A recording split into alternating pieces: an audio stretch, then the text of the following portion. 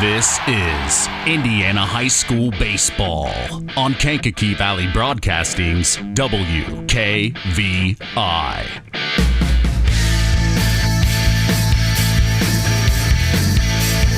Brought to you in part by Culver's Portside Marina, NEPCO, Crane and Equipment Services, Farm Fertilizers, First Farmers Bank and Trust, Lawrence Farms, Mark's Body Shop in Knox, Zingo Express, Pulaski Memorial Hospital, Stark County Co-op, The Auto Park with locations in LaPorte, Plymouth, and Bremen, Standard Plumbing, Heating, and Air Conditioning, Collins Insurance, Howard's Marathon of Winamac, and 5-Star. The KVB pregame show with Mitch Columbi is next. It's going back, and it's going to be a home run.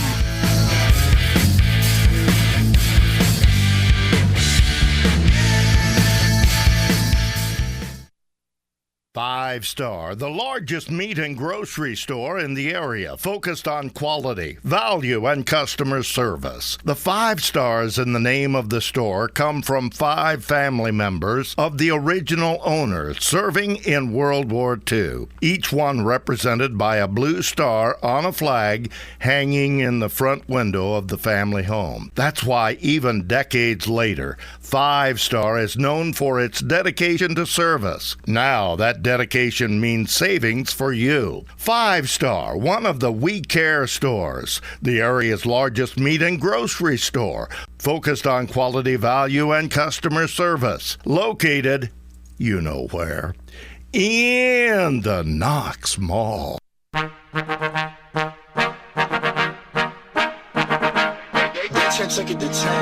Big time That's the hit, game. and that's going to be a walk-off RBI single. Swung on, chopper to third. Here comes the go-ahead run. It's over the head of the center fielder, and it's a home run. Oh, a my three-run homer. Welcome to the KVB pregame show. Now, here is the voice of KVB's WKVI Sports, Mitch Columbi. The new era continues here on Kankakee Valley Broadcasting's WKVI. Tonight, the West Central Lady Trojans softball team hosts their historic county rival in the Winamac Lady Warriors. This is Indiana High School softball. With us tonight is our sports analyst, Paul Dunn. Hey, I'm Mitch Columbi. The tradition continues. This is KVB's WKVI Sports.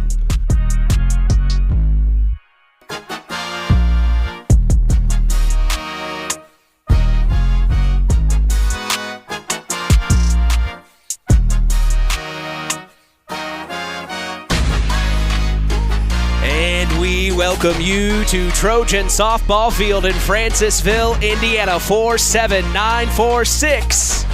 We are back for more as we are set to continue the new era of Kankakee Valley Broadcasting Sports on 99.3 FM and around the world, streaming live on WKVI.com.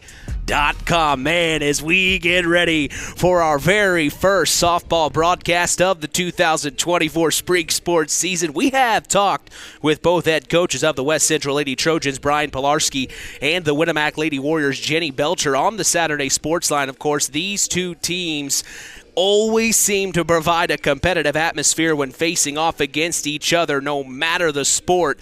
That is why we are so excited to be here for this one. I am grinning ear to ear. Of course, we remember this game last year. We didn't get it in full. It was at the Winamac Town Park. Of course, the Winamac Lady Warriors had their dedication and opening ceremony for their beautiful new softball field in Winamac. Of course, our very own Harold Welter was the master of ceremonies for that event. They have been playing in their new field this entire season. So 1 year ago, things were a lot different, but in that Winamac Town Park game between the Lady Warriors and the Lady Trojans. We got all the way to about the 5th inning, and then lightning struck, and next thing you know, they had to cancel the game, and it wasn't long enough to be a full, complete game. So, unfortunately, they have had to wait close to 365 days to hopefully get this game in full. We're keeping our eye on the forecast. It looks like it may hold off here, at least for the start. So we're going to get this thing rolling along here, as we're so glad you've joined us.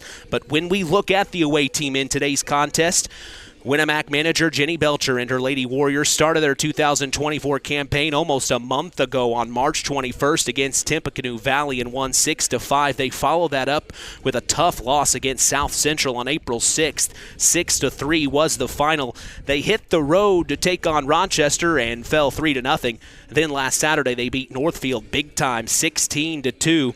This past Monday, they took on Pioneer on the road and lost 5-1. Then on Tuesday, they beat LaVille with a final score of 19-1. The Lady Warriors come into today's rivalry contest at 3-3 on the year and are 1-1 in Hoosier North Athletic Conference play. Leading the team, swinging the bats for the Lady Warriors is senior Maggie Smith. She's averaging a .500 at the plate. Right behind her is Michaela Warner, batting a .471 up to this point. And rounding out the top three is Olivia Link. She's averaging a .333 at the plate. As a team, these Warriors are hitting a .252 batting average on 39 hits, 45 runs, 31 runs batted in, while striking out 49 times. For the pitching, the Warriors have used 3 different arms through the 36 innings pitched. They have an ERA rating of 2.53 up to this point. They have allowed 34 hits, 22 runs, and have struck out their opponents 41 times. With us tonight, breaking things down and analyzing play on the diamond, we are honored to have Paul Dunn back with us again as our sports analyst today. How you been, Paul? Oh, I've been good. How you been? You got here pretty quick all the way from Culver. Boy, I appreciate you making it for today's afternoon. Oh, I'm looking forward to it. This game means a lot. Well, not quite Judson Knox, but it's a little bit below that, but still. Well, you've been a busy guy this spring. Of course, you're now an assistant coach for the Culver Cavaliers baseball program. Yeah. Man, the fact we were able to get you here tonight, I'm really, really excited you could make it out. Well, I'm glad to be here again. Well, of course, you're a Winamac alum. You always look forward to this cross-county rival. Yeah. What does this mean from your vantage point as a Winamac Warrior? What does this game mean?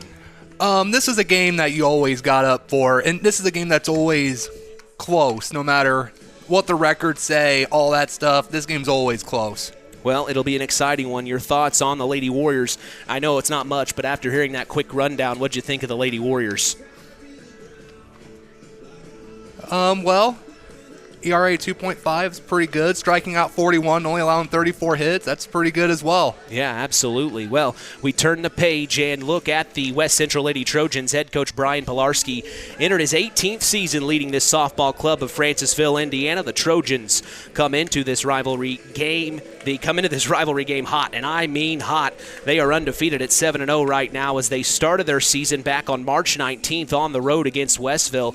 The Trojans won 10-6 on opening night. They followed that up with a win over DeMont Christian on the road 19-1. Then they hosted North White for a doubleheader on April 6th and won both games 10-0 in Game 1 and 12-2 in Game 2. On April 9th, they hosted Rensselaer Central and won 13-0. This past Saturday, they hosted Morgan Township for a doubleheader and won 11-4 in Game 1 and 8-6 in Game 2. The Lady Trojans come into this rivalry matchup, like I said, undefeated 7-0 on the year and 2-0 in Midwest Conference play. When it comes to hitting, Mara Sharp and Kaylee Bishop leads this team with a .591 batting average. And then rounding out the top three is Jaylee Glassford, averaging a .476 at the plate. As a whole, this team has a .344 batting average. They have 66 hits, 83 runs, and 64 RBIs on the year. Looking at the pitching for the Lady Trojans, they have used 3 different arms through the 41 innings pitched. They have an ERA rating of 2.39. They have allowed 41 hits, 19 runs, and have struck out their opponents 50 times. Your thoughts on these Lady Trojans? That's a really good batting average. The team 344 is very solid. I mean, what is that, almost 2 that are hitting 600? That's very, very good. Well, and you will hear from head coach Jenny Belcher here in a moment from the KVB Coaches Corner. She says it quite frankly, this is the West Central Lady Trojans year, in her opinion, from the Winamac Lady Warriors standpoint. She said all the work that she's seen these Trojans put in the last several years, of course, we know these two teams worked out together in the offseason. They know each other well. These programs are very familiar with each other. Of course, being cross-county rivals, you want to keep your friends close, but your enemies closer. Would you say, Paul? Absolutely, 100%. Well, we are expecting a great afternoon of IHSAA rivalry softball action as we appreciate you joining us on the Coca-Cola pregame show. Taste the feeling. We'll be back after a word from our sponsors. The Pulaski Memorial Hospital Injury Report is next. You are listening to Kankakee Valley Broadcasting's WKVI. It's hard to believe, but time sure does fly by. Collins Insurance Agency in downtown Knox are celebrating over 30 years of taking care of all of your insurance needs in our communities. If I could turn back time. And we're not going anywhere. Stop in and see Jim and the crew at Collins Insurance Agency in downtown Knox. Insurance you can count on from a business you've trusted since 1989. Proud presidential partners of Western Reserve. Who's in? Who's out? It's the Pulaski Memorial Hospital Injury Report with Mitch Columbi. Mitch? Hey, I appreciate you, John, as that's the Pulaski Memorial Hospital serving lives of the residents of Pulaski County and the surrounding area since 1963. We appreciate them supporting local high school sports. We are lucky to say no injuries to report tonight, as that is our Pulaski Memorial Hospital Injury Report. Stay tuned. We will hear from Jenny Belcher of the Warriors and Brian Pilarski of the Trojans after the break. That's in the KVB Coaches Corner. You are listening to Kankakee Valley Broadcasting's WKVI. Stay tuned for America's Pastime with Mitch Columbi on Kankakee Valley Broadcasting's WKVI.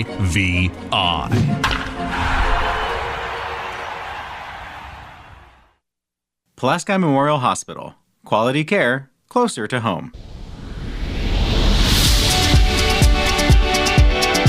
Pulaski Memorial Hospital is all about community and keeping our community spotlight shining on the accomplishments of our youth. That's why PMH is proud to be a sponsor of our local high school sports action on WKVI, our community radio station. Pulaski Memorial Hospital. Quality care closer to home. It's time to hear from the coaches in the KVB Coaches Corner. Here's Mitch Columbi. I'm here with head coach of the Winamac Lady Warriors, Jenny Belcher. Not much to say when you come into this game, Coach. You know the West Central Lady Trojans very well. What do you know about this year's Trojan team? Oh, I know they're solid. I think they've been waiting for this year. You know, they have a really strong senior class. They have some good pitching. So they're a solid team, that's for sure. So we need to come tonight ready to play. Is there anything in particular that you need to see on the field from your girls tonight? Yeah, we need some timely hitting. We need to hit the ball, and when we have runners on base, we need to make sure that we're able to score some runs. What would be your message to Warrior Nation who may be listening this evening? Hey, this is a rivalry game. Everything, up until this point doesn't mean anything when you go into a game like this. So scrap the records and let's play some ball. Coach, I appreciate your time. Good luck. Okay, thank you so much. The Stark County Co-op has been a member-owned farm services co-op in Stark County since 1928. That's over 90 years, and they're still providing the same quality agronomy services to the farming community of Stark and surrounding counties. The Stark County Co-op is an LP and fuel provider. The Stark County Co-op purchases grain at both locations, Hamlet and Brems. You can reach them by phone at 1-800-782-3392. All right, I am here with head coach of the West Central Lady Trojans softball club, Brian Pilarski. Coach, not much to say when you come into a game against your cross-county rival. Of course, last year we weren't able to finish that game due to the weather. Let's hope we can get this one in today. What do you know about this year's Warrior team? I mean, they're always a well-coached team, and, they'll come in and be fundamentally strong and put the ball in play and make plays defensively. So, we just got to not worry about them, and we just got to worry about what we do. We got to worry about getting outs on defense. We got to worry about scoring runs offensively, hitting line drives, and then, let the game flow kind of how it goes. Yeah, since we talked on the Saturday Sports Line, you guys have been able to continue the winning ways, still undefeated at 7-0. What do you think is contributing to that, and what do you think needs to happen tonight so that it does continue? Well, I mean, I think our top 4 or 5 kids, they just go in and they put the ball in play, and they put it in play hard, and that's been a big attribute for us to get on the board early. Mara usually is putting the ball in play hard, and then that's setting up the lineup for Annika and Kaylee Bishop, and I think another thing that's really helped us this year is the bottom of our order. Brooklyn Mellon has been our 9th hitter this year, and she's done a real good job for us, just kind of turning that lineup over and getting back to Mara and those guys with runners on base. So we're scoring at the beginning and then scoring some more when we get to that end of the lineup. So that's been a big thing for us, and if we can continue to do that, I think good ththings will continue to happen for us. Message to Trojan Nation who may be listening this evening. Hey, it's a nice day. Come out. The girls working hard, and they always love seeing the fans, and usually we have a great crowd, so let's keep it up.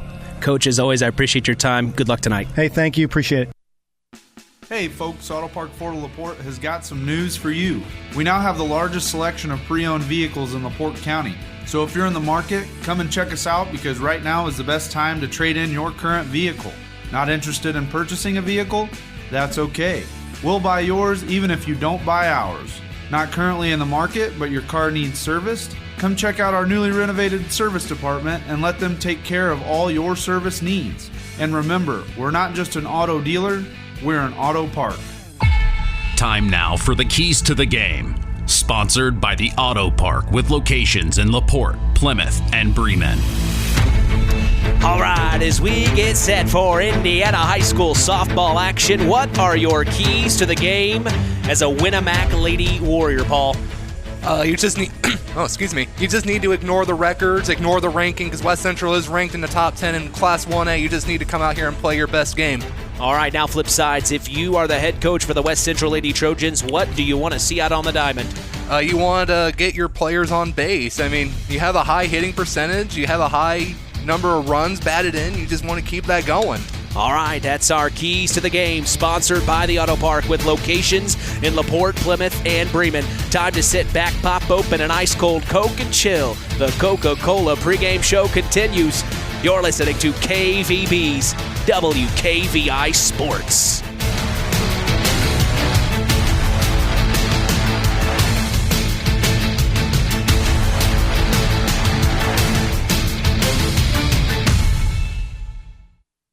BP gasoline with Invigorate helps clean your engine and can give you more miles per tank. Continuous use may result in the following pleasant side effects: excessive smiling, feeling more relaxed, taking more drives just because, volunteering for carpool twice in a row, and bragging to your friends about how you use our best fuel ever. To find out if BP gasoline with Invigorate is right for you, stop by your local station to discover our best fuel ever. Versus minimum detergent gas, average restored 3 to 5 miles per tank, based on fleet testing and based on what you drive and how you drive. High school sports brought to you by Zingo Express. Now it's time for the KVB starting lineups.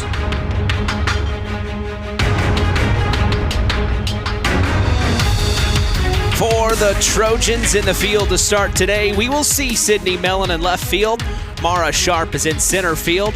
And Brooklyn Mellon in right field. The infield shows Jaylee Glassford at third base, Brooklyn Lattimore at second base, Evie Leiby at first. Annika Smith will be the shortstop. Kaylee Bishop behind home plate as the catcher. And Jaden Erb gets the call to start on the mound in this one for the Lady Trojans. For the Warriors of Winamac, Indiana, their batting order shows shortstop Maggie Smith leading off, then center fielder Michaela Warner.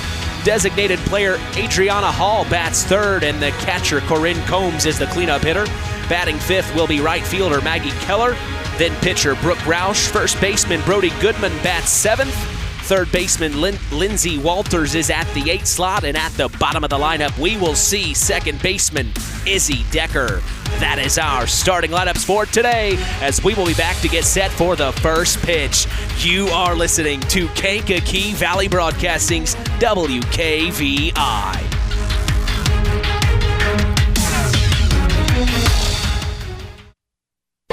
Stay tuned for America's Pastime with Mitch Columbi on Kankakee Valley Broadcasting's WKVI.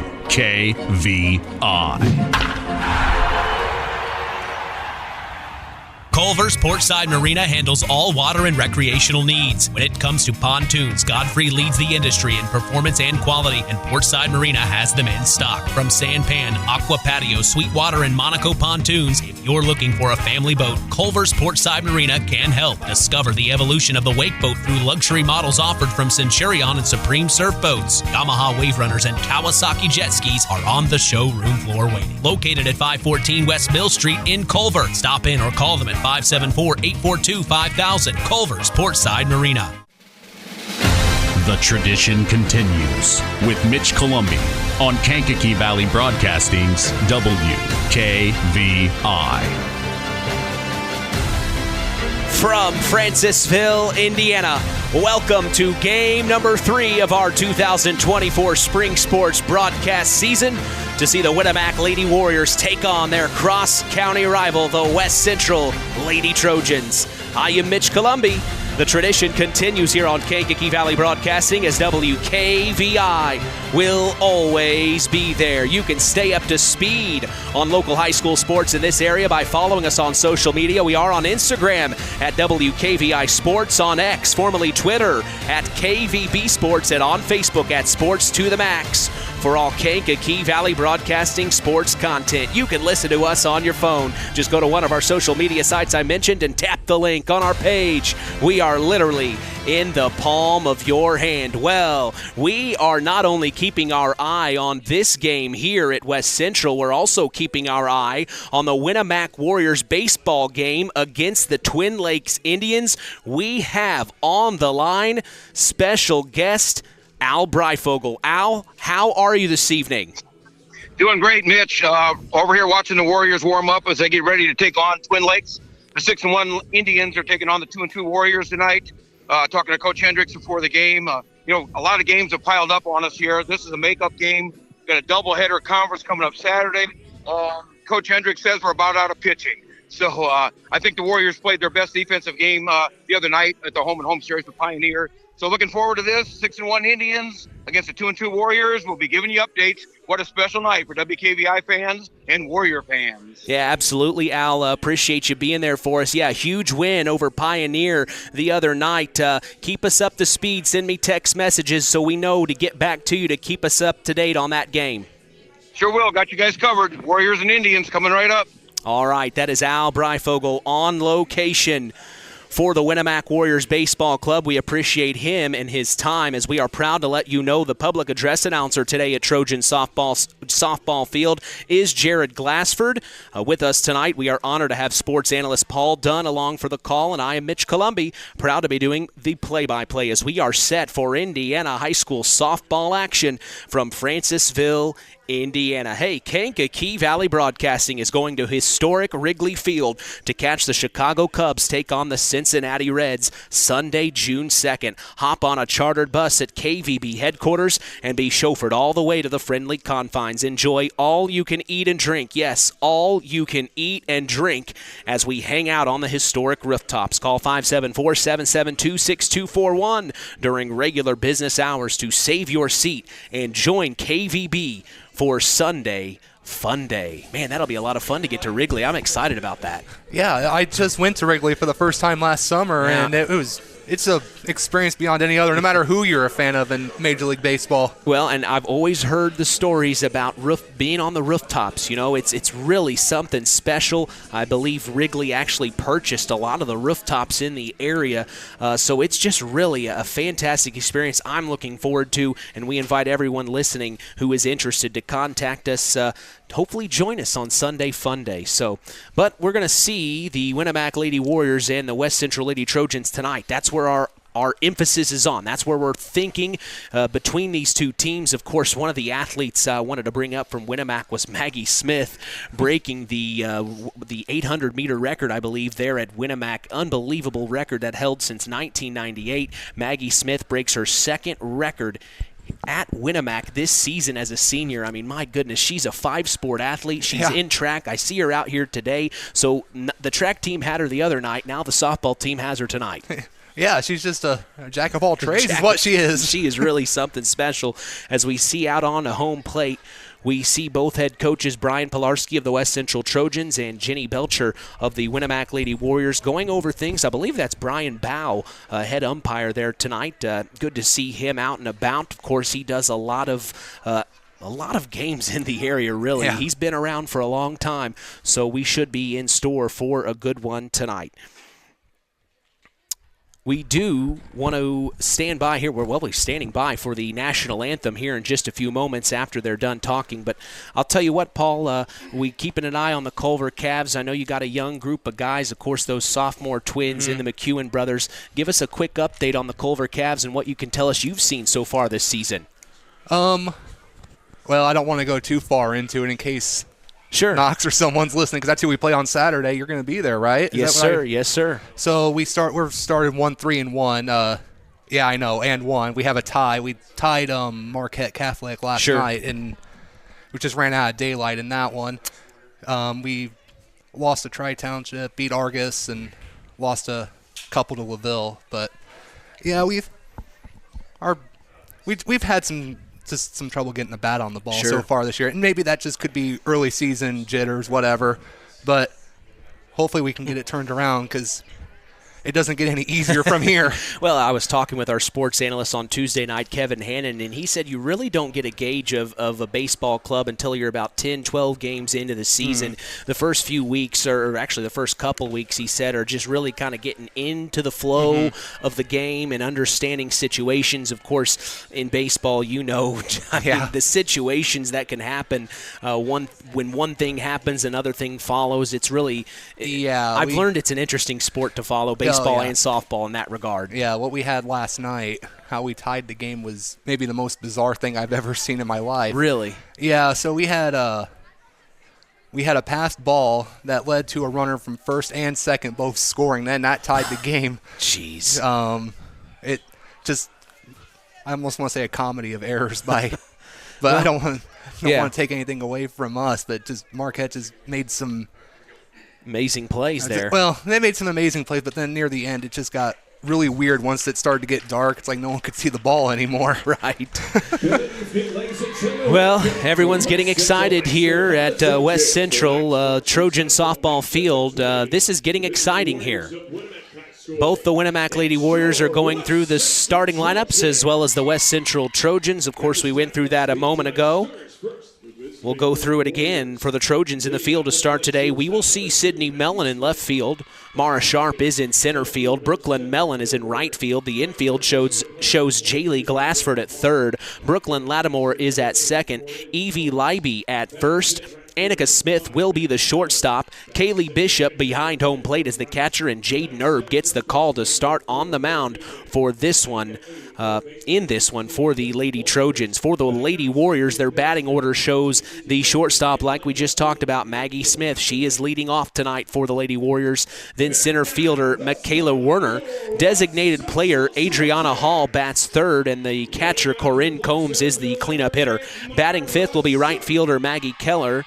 Then pitcher Brooke Roush. First baseman Brody Goodman bats seventh. Third baseman Lindsey Walters is at the 8 slot. And at the bottom of the lineup, we will see the second baseman Izzy Decker. Well, you can tell from behind in the background, Jared Glassford is just getting the crowd here in Francisville juiced up and excited. Love when you come to a game, Paul, and you hear the public address announcer just give the energy the fans come to see.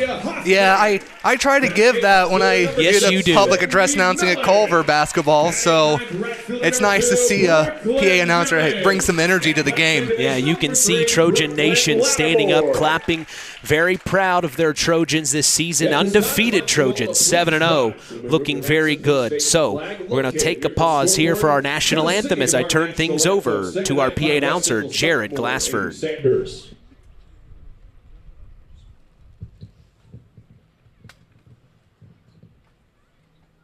Oh, say, can you see by the dawn's early light what so proudly we hailed at the twilight's last gleaming, whose broad stripes and bright stars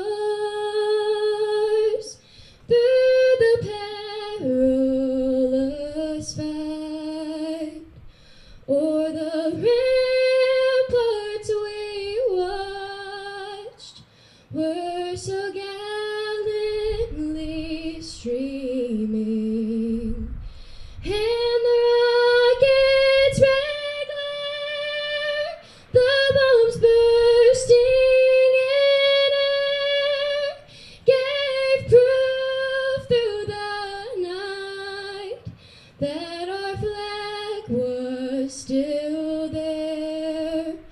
Oh, say does that star-spangled banner yet wave o'er the land of the free and the home of the brave? Every morning, join Rich Wallen on the WKVI Morning Show, Monday through Friday, 5 a.m. to 12 p.m. Central. Catch local news as well for our area with Kankakee Valley Broadcasting News Director Anita Gooden, who covers news on WYMR and WKVI. Catch our stories on WKVI.com and Max983.net to stay up to speed in your local area. Today's first pitch is brought to you in part by Web Printing and JT Shirt Shack in Winamac. We also appreciate them being the sponsor for the Tyler Roth WKVI Athlete of the Week award given out each week on the Saturday Sports Line. That's the longest running high school sports show in Indiana, thanks to our very own Harold Welter. Well, not much to say here. I always say this is MOT, moment of truth here, Paul. Yeah, absolutely. I mean, no one should have to wake up for this one, or everyone should have to wake up for this one, I guess I should say. You shouldn't have to mentally prepare yourself for this one. You should just be circling this game on your calendar from the very beginning of the season. Well, I've talked to other coaches in the area when they get ready for their big rivalry matchup. They say, I usually ask them, what's your pregame speech sound like? And when it's a game like this, they usually say, not much to say in this one. Yeah, for sure.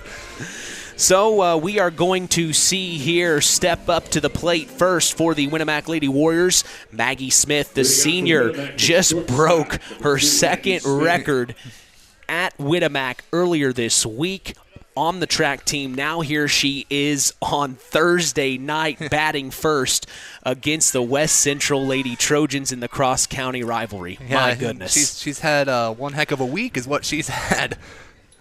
Well, she's going to step into the batter's box. We're going to see Jaden Erb on the mound for the Lady Trojans. We remember Jaden last year. She is definitely one of the premier pitchers in our area. As the first one, shown bunt from Maggie Smith, right back to Jaden, and she throws over to first base. Evie Leiby in time for out number one. So very quick, one pitch and one out for Jaden Erb. Well, that's pretty efficient. One pitch, one out. Next up, we see center fielder Michaela Warner. She's going to step into the batter's box and face Jaden Erb for her second pitch. She delivers. Swung on, foul tip. There's the one thing you remember real quick about last year. Compared to baseball games, softball is a very fast-paced game. Yeah, it's very hot. It's very fast-paced, and It's fairly high scoring, too, in some cases compared to baseball. 0-1 for Michaela Warner from Erb. Inside, good eye. She takes it for ball one, evening it up at 1-1.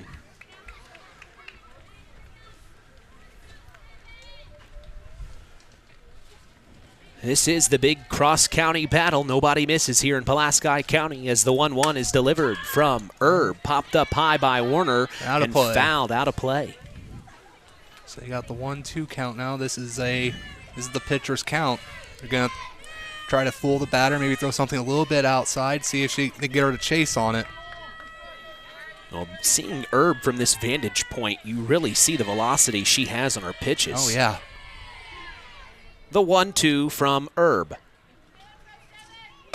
Oh, she threw a little bit outside, but maybe Warner didn't bite. Might be trying to get her to chase there on that one. Good eye. You got two strikes. It's a pitcher's count. You're going to try to maybe throw something to maybe, like I said, get the batter to chase. Warner steps back in. The 2-2 delivered from Erb. That's downstairs. It's ball three. So now a full count. This is where you swing at anything close. You don't want to go down looking on something that's fairly close to the strike zone. And next pitch, right to Annika Smith at shortstop. She fires over to Evie Leiby. She's safe. She's safe. She dropped the ball on first base. So Leiby drops it, allowing Warner to get to first base cleanly. So with one out, one on here in the top of the first, the Lady Warriors have a runner on. Stepping up next is Adriana Hall, the designated player. Erb to deliver the first pitch. Up top, ball called.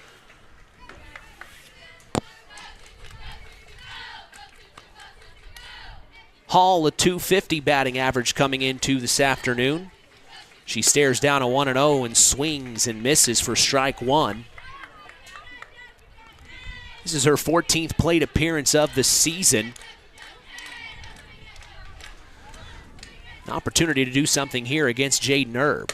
Swings and misses, and now they throw down to first, missing the first baseman, and now advancing to two is Warner, and she slides in safe. So Kaylee Bishop tried to get it down to Evie Leiby, and it just gets past her, allowing Warner to advance. Yeah, that's just an unforced error on the part of the Trojans there. That's just that's a ball that needs to be caught. I think if she would have caught it, Warner would have been out. That's two times where she's just gotten away with something like that. 1-2 from Erb is swung on and hit, and it gets to the third baseman. That was Jaylee Glassford. She throws it on a frozen rope to Evie Leiby, and they get the out for out number two. But that does advance Michaela Warner to third, so now a runner is not far away from scoring for the Winamac Lady Warriors, as now we're going to see the cleanup hitter, Corinne Combs, step into the box here. An aggressive stance from her. Ooh, a little bit. Yeah, right grazed the outer portion of the plate there for strike one. As Corinne Combs comes into today, this is her 19th plate appearance. She is batting a .200 average coming into today. The 0-1 from Erb. Strike called. So ahead in the count, Jaden gets it. Yeah, this is way ahead in the count for the pitcher. This is another one of those situations where get her to chase and just get out of this inning with no damage done. She delivers the 0-2. Swung on right to Annika Smith. She fires over to Leiby, and she misses it. So Warner gets the run to cross, and it is going to be an RBI single as Corinne Combs gets to first safely. Now batting for Winamac. Wow, so that's 3 errors on the Trojans. That's led to a Warrior run already in this game. Well, and that's exactly what head coach Jenny Belcher told us in the KVB coaches corner. If we can get the bats going and get on early, get it going early here in the first, she likes her chances. As now we're going to see a courtesy runner here. Number 25, Corinne Ulrich, will come in for Combs at first as the courtesy runner. Next up, the number 5 hitter, Maggie Keller, steps in. Foul tip for the first pitch from Erb. She doesn't waste much time. She really knows what she's doing. She's very confident. We remember that about her last year. This year, no different. 0-1 from Herb. Oh, foul tip over our heads. And then on top of our heads, hit the top of the press box. A little excitement here. That thing didn't hit the top of the fence. It may have been in your hand. I brought my glove. You know I always bring my glove. Yeah, you always bring the glove. I have nobody to throw with me, though. Oh. The 0-2 from Herb. Ooh, downstairs. Just misses low, as now it's 1-2. That's one of those that's you have to swing at. That's close enough where he could have gotten her on the called third strike there. Strike three called as Keller goes down looking, and one is left stranded. But the Winamac Lady Warriors get 1 run to cross, and the Trojans get out of the inning. 1-0 here in the top of the first. We're going to take a break and come back. Bottom of the first action is coming your way. You're listening to KVB's WKVI. On the way home from the game, a deer jumps in front of your truck. And now you've got to get that truck repaired. Make it easy on yourself. Take it to Mark's Body Shop. Mark's has done expert auto body service since 1998 and will work with you and your insurance provider for collision repair, custom body paint, and insurance work. And all work guaranteed by owner Mark Schell. Mark's Body Shop, proud to support high school sports. 772-7003. So weird. She's listening to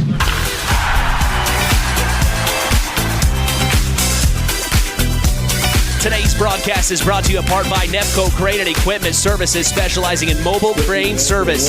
Call Joe Nepp at 1-800-590-2272 for all your residential, commercial, and agricultural crane needs. We go to the bottom of the first. Mitch Columbia along with sports analyst Paul Dunn. We are here for the cross-county rivalry between the Winamac Lady Warriors and the West Central Lady Trojans.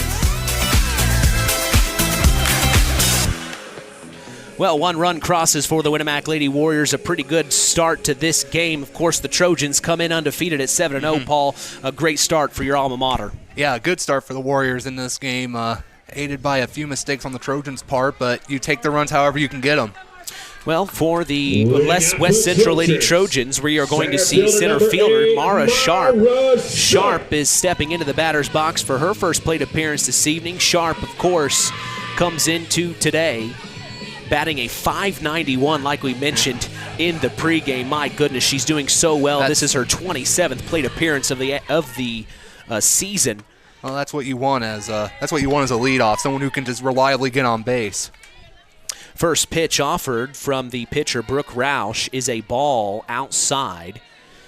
Good eye from Sharp. Next pitch swung on, popped up high, and it is out of play, making the count even 1-1 here.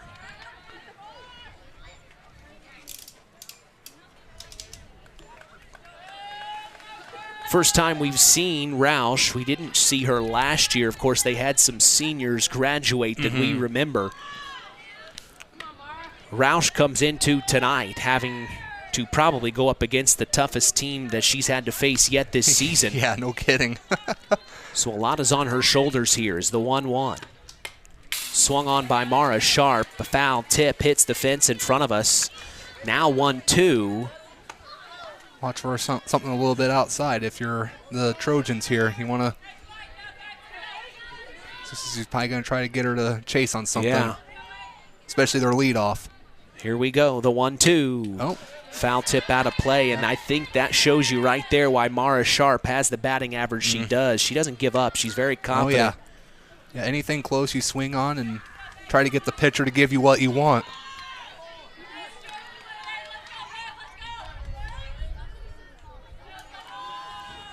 The 1-2. Low for ball 2, evening it up at 2-2 here. So good eye from Michaela Warner. This is a duel here to start in the bottom of the first for the Trojans. We'll see Jaden Erb. She's on deck, and Annika Smith's in the hole. But right now, all attention is on Mara Sharp. And pitcher for the Winamac Lady Warriors, Brooke Roush. Oh, good hit. Swung on, hits into the gap, but the right fielder. Wow, Maggie Keller makes the play and gets out number 1. That was a heck of a hit, but also a heck of a catch. Oh, man. That was perfect.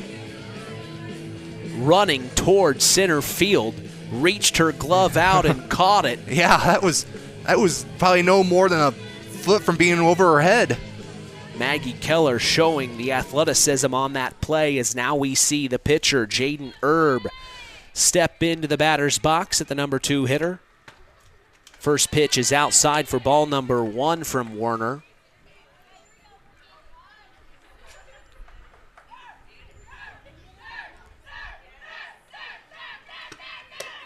Next offering from Roush is swung on and missed for strike 1. So 1-1 here to Jaden Erb. Delivers. Downstairs. Just missed, ball low there, but good job by Corinne Combs to make sure it didn't get past her. Yeah, that's a underrated aspect of a catcher's ability to block a ball that even could with go nobody by on. Even with nobody on, yeah. 2-1. Erb swings, pops up high, back to left field, out of play, foul ball, trying to track it down was left fielder Piper Link. She couldn't quite get there in time. So now it's 2-2 here. Good effort, though. Good effort on her part. Try to chase that one down.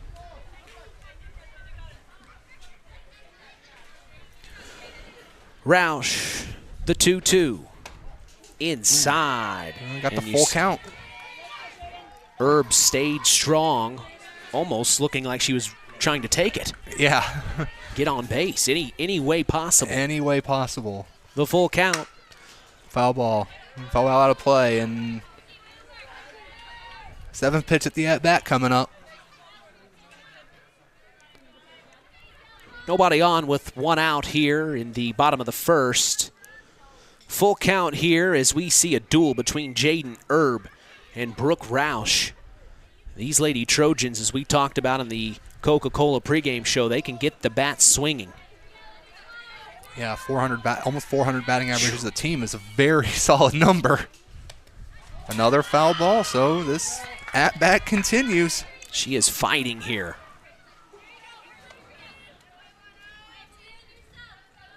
I think Brooke Roush is getting a taste of this cross-county rivalry here in just the second at-bat. Oh, yeah, for sure. The full count. Ball 4. And she will walk Jaden Erb, so Erb takes her base, and now we'll see the number 3 hitter, Annika Smith. Of course, we know Annika. She was one of our Tyler Roth WKVI Athletes of the Week last year. She's a very, very talented athlete. Of course, she plays it on that great basketball team here this past season. Now she is in the softball season, doing very well. We have a courtesy runner that just came in, Lehman, number 15. Well, thank you for that. Yeah, Smith comes in, batting average 474 on the year, as the first offering from Roush is a ball. Good eye there by Smith. Smith, very athletic stance in the batter's box. Swings on the next pitch and popped up foul over our heads. 1-1 now the count here. Today's broadcast is brought to you in part by First Farmers Bank and Trust, providing state-of-the-art banking with old-fashioned service. We thank them for supporting local high school sports. The 1-1. Outside, ball 2. Being patient. The Trojans, the first 3 hitters are really taking their time here, Paul. Yeah, waiting for something they like. 2-1. That's something she likes. Big hit deep back That's to gone. left field. Gone, home run. And it is fair, and it is a big-time home run. A 2-run homer for Annika Smith. She got all of that one, and the Lady Trojans take the lead in the bottom of the first, 2-1. Yeah, that's a big-time hit right there. They're patient. They wait for something they like, and then they crush it. That was really well struck. Perfect placement. And you could see head coach Brian Pilarski saying, that's fair, that's fair. Yeah. And the head umpire agrees, yes, it was fair. So a 2-run homer here in the bottom of the first for Annika Smith and her first plate appearance of the afternoon. And the Trojans strike back. Now we have Bishop, 11, is going to be our next batter. Yeah, Kaylee Bishop, the cleanup hitter. She comes into this afternoon at a .591 batting average. Oh, my gosh, another 600 batter. This is her 25th plate appearance, so that's not just a couple of games in. Of course, the Trojans, like we said, are 7-0 as she eyes the first pitch, lets it go by for ball one.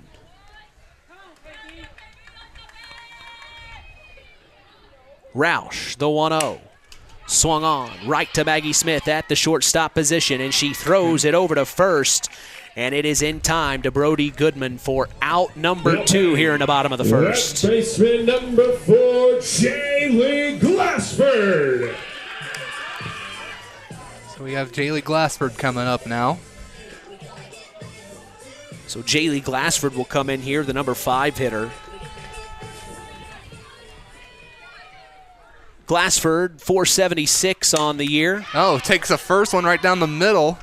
Right to the center fielder. It's a good catch. Yeah, right to Michaela Warner, and she makes the catch for out number 3. And that's how the bottom of the first comes to a close. But 2 runs crossed for the West Central Lady Trojans. We take a break and come back. More action coming your way. You're listening to KVB's WKVI Sports.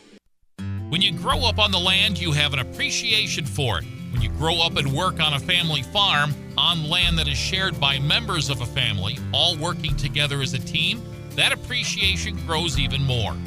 They know what it's like to work as a team to get the job done. At Lawrence Farms of Knox, Todd and Josh Lawrence and family support the local high school teams and wish them success all through the season.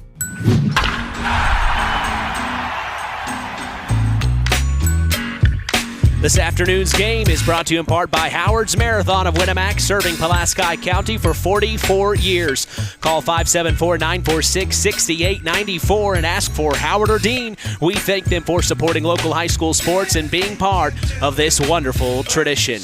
We go to the second inning. Mitch Columby along with sports analyst Paul Dunn. You are listening to Indiana High School girls softball action on Kankakee Valley Broadcasting's WKVI. Not a bad first inning for both teams there, Paul. No, he played both teams played a run or two, and this rivalry is shaping up the way we'd expect it to be, a slugfest to begin with. Well, I mean, you remember this just 1 year ago here. I mean, we got all the way to the 5th inning. It was just like this game a year ago, and then it was called due to the rain. So we really hope this game can get in full. Of course, it is kind of cloudy skies here. The clouds are trying to break a little bit, it looks like. How did that game end? Did it end in a tie, or did it end with... It was a tie. Oh, it did end in a tie? I think that literally the go-ahead run had just crossed. Yeah, I think you remember telling me that. No one likes a tie, especially not in this rivalry game. No one wants to end a game in a tie like that. Starting for the Warriors is the 6, 7, and 8 hitter. We see Brooke Roush here. Takes the first 3 pitches, 2 balls, 1 strike. The 4th pitch is a 3rd ball, so now 3-1 the count. Roush is 200 on the season. This will be our 12th plate appearance. The 3-1 from Herb, swung on, popped out of play, foul. All right, full count. See who wins this duel now. I have a feeling we're going to see a lot of duels tonight. Yeah, we've already seen almost a 10-pitch at-bat. The 3-2 and swung on and missed, and strike 3 as Roush goes down swinging for out number 1. And the infield like that one. They go to congratulate Herb. This duel goes to the pitcher. Absolutely. So now we see the third baseman, Lindsey Walters, the number 7 hitter, first baseman, Brody Goodman, step into the batter's box. She swings on the first pitch, popped up foul, out of play. We remember Brody from last year. Had a very good season. I think, if I remember correctly, that last game of the season where we were down in Rochester, she had a really standout performance. Well, can't forget her sister either. Her sister was a very good softball player. Yeah, Emma. As here's a popped-up foul over the fence, out of play. Right in between us and the fence. The fence. For strike number 2. 0-2 the count here in the top of the second. The West Central Lady Trojans lead the Winamac Lady Warriors 2-1. As Goodman's going to step back in here. This is an 0-2. Oh, the ball must not be fit for play anymore. Yeah, it looks like the head umpire tossed back a softball he didn't like. Yeah, he wants a new one, and he's getting it. That softball's being placed in the practice bin. So he's got a couple new softballs ready to go for play. Erb is set to go for the 0-2, and Goodman will step back in here. Again, 0-2 count. Watch for something maybe a little bit outside of the plate. Trying to probably get Goodman to chase, if anything. Yeah. Or just go right at her. We'll see. Erb delivers. That went right at her, and that came right at us. I'm sure glad that fence is there. Yeah, that's a underrated element as a broadcaster. A fence and a fan at that, of the fences. Still 0-2. Erb deals to Goodman. Oh, good hit. And it's going to drop in the gap between left and center field. Goodman turns for 2, and she is going to slide in head first, safe. And it is a double for Brody Goodman, and she dances on second base, very excited. Oh, yeah, it's a big way to start. Well, not start, but big way to get a runner in scoring position, too, at that. So now Lindsey Walters, the number 8 hitter, third baseman, is going to step into the box. She is a left-handed hitter. Erb, the right-handed pitcher. 308 on the year. Oh, it hit her. It hit her right on the right arm. So she takes her base. 15, Izzy Decker. Decker now comes up. 15. She 214. 3 RBIs, too. So. And we heard from head coach Jenny Belcher, she likes Decker at this number 9 slot to get back to the top of the batting order. Next, first pitch to Decker is outside. Ball called. Decker, also a left-handed hitter. We remember her from last year. She had a great season. Yeah. Izzy steps back in here. The 1-0 from Erb. Oh, slap hit and goes foul.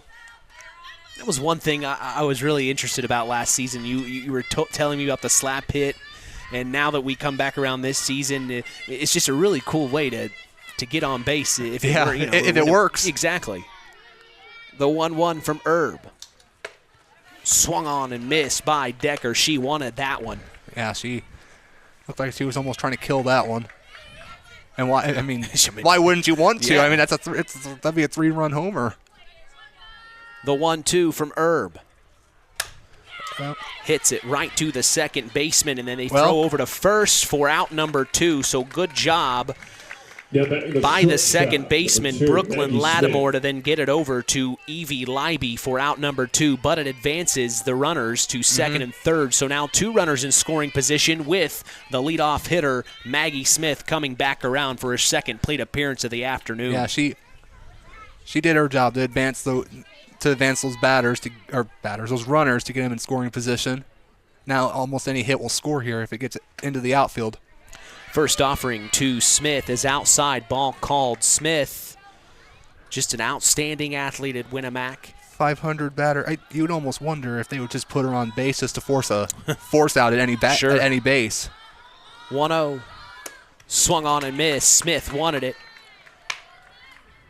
I mean, 500 hitter, you don't want her to get one into the outfield. Right.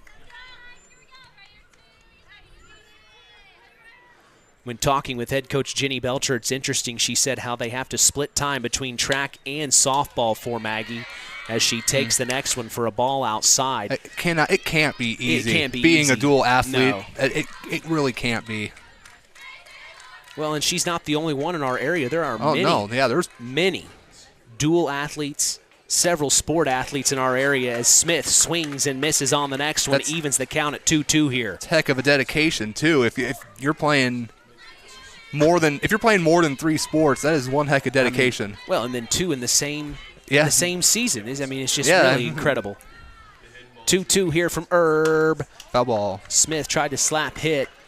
Foul ball right to head coach Brian Pilarski, and he still got the moves. You see that? He snags it real quick. He's looking pretty athletic here. give him a glove. He could probably go over and join that baseball game in progress over there. Yeah, you're exactly right. The Trojans are taking on Tri-County right here in Francisville, just right behind us on the baseball field. Maybe Pilarski's soccer skills aren't quite up to snuff. He tried to kick it to him. That one as Smith fouls it off to him again, trying to test him now, seeing what kind of athlete he is. Count is still 2-2 here with 2 outs. You still got to watch for something. This is still a pitcher's count here. Oh, man. And that is strike 3 called as Smith takes it, and she goes down looking, and that means 2 runners are left stranded for the Winamac Warriors. The West Central Trojans did the job, as we're going to take a break and come back for the bottom of the second is coming your way. You're listening to KVB's WKVI. At First Farmers Bank and Trust, agriculture has been a cornerstone of our business for more than 135 years. Our personal relationships within the ag community run deep for multiple generations. If you're looking for a financial partner that knows, understands, and supports agriculture, I'd love to hear from you. I'm Isaac Blue, ag banker at First Farmers. Come into our Knox, North Judson, or Culver branches, or visit us online at ffbt.com when you're ready to talk about growing your operation. First Farmers Bank and Trust, member FDIC, equal opportunity lender.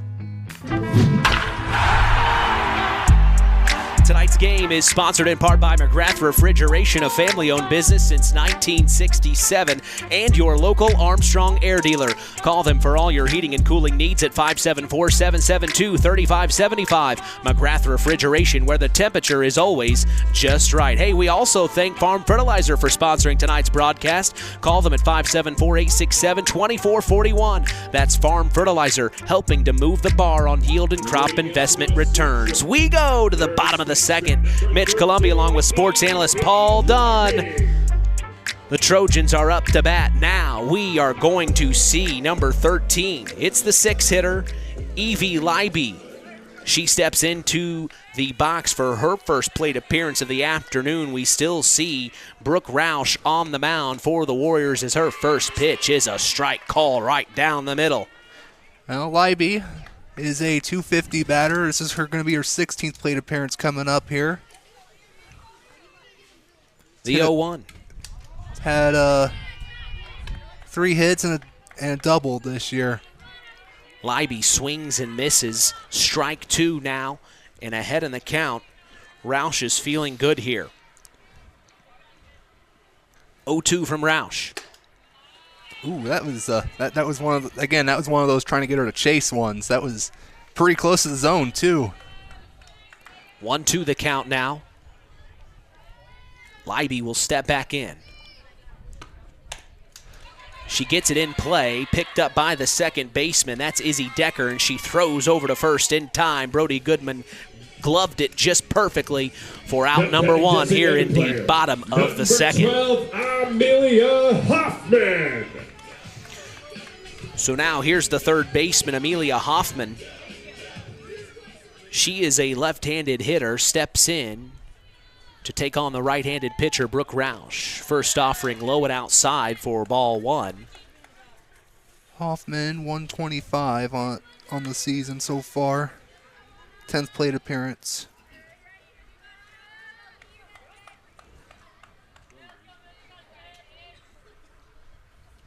She steps back in, looking at a 1-0. Pops up high, back to center field. Michaela Werner trying to make a play, and she does for out number 2. A quick 1-2 here so far for the Warriors, doing a good job at the bottom of the second. Yeah, that's what you want to do. You don't want to. I mean, yeah, the pitch count isn't as a big deal in softball as it is in baseball, but you still don't want your pitcher throwing a ton of pitches. Stepping in now, the sophomore Sydney Mellon swings gets a piece of it. Foul tip out of play. Mellon, the left fielder, also one of those athletes we know from West Central, of course, in the basketball season. Just a really, really all-around good athlete here at West Central. Next pitch, outside, called strike. My goodness. That one wasn't. That one was not close. Yeah, I was trying to sugarcoat it as best I could here. It was way out. Next pitch was the 0-2. But Mellon is fighting here, gets a piece of it, and she's staying alive. 0-2 the count here. Kind of helps when we have this high up vantage point. We can kind of see. Yeah, it's different than sitting in a dugout, that's for sure. She gets a piece of it right to Maggie Smith. Throws over to Brody Goodman for out number 3. A 1-2-3 inning for the Winamac Lady Warriors. They do the job. It's still 2-1 as the West Central Trojans will now be on defense. We're going to take a break and come back. Top of the third coming your way. You're listening to Kankakee Valley Broadcasting's WKVI. Howard's Marathon in Winamac has a reputation built on getting things done right. With 30 years experience as an ASE Master Auto Technician, Dean Wentz is the right choice for the auto repairs or service. From auto computer diagnostic checks to new batteries and tires, they can take care of it all. Howard's Marathon is a proud supporter of area high school sports and wishes all teams a great season. Howard's Marathon, 121 South Monticello Street in Winamac. Call 574-946-6894.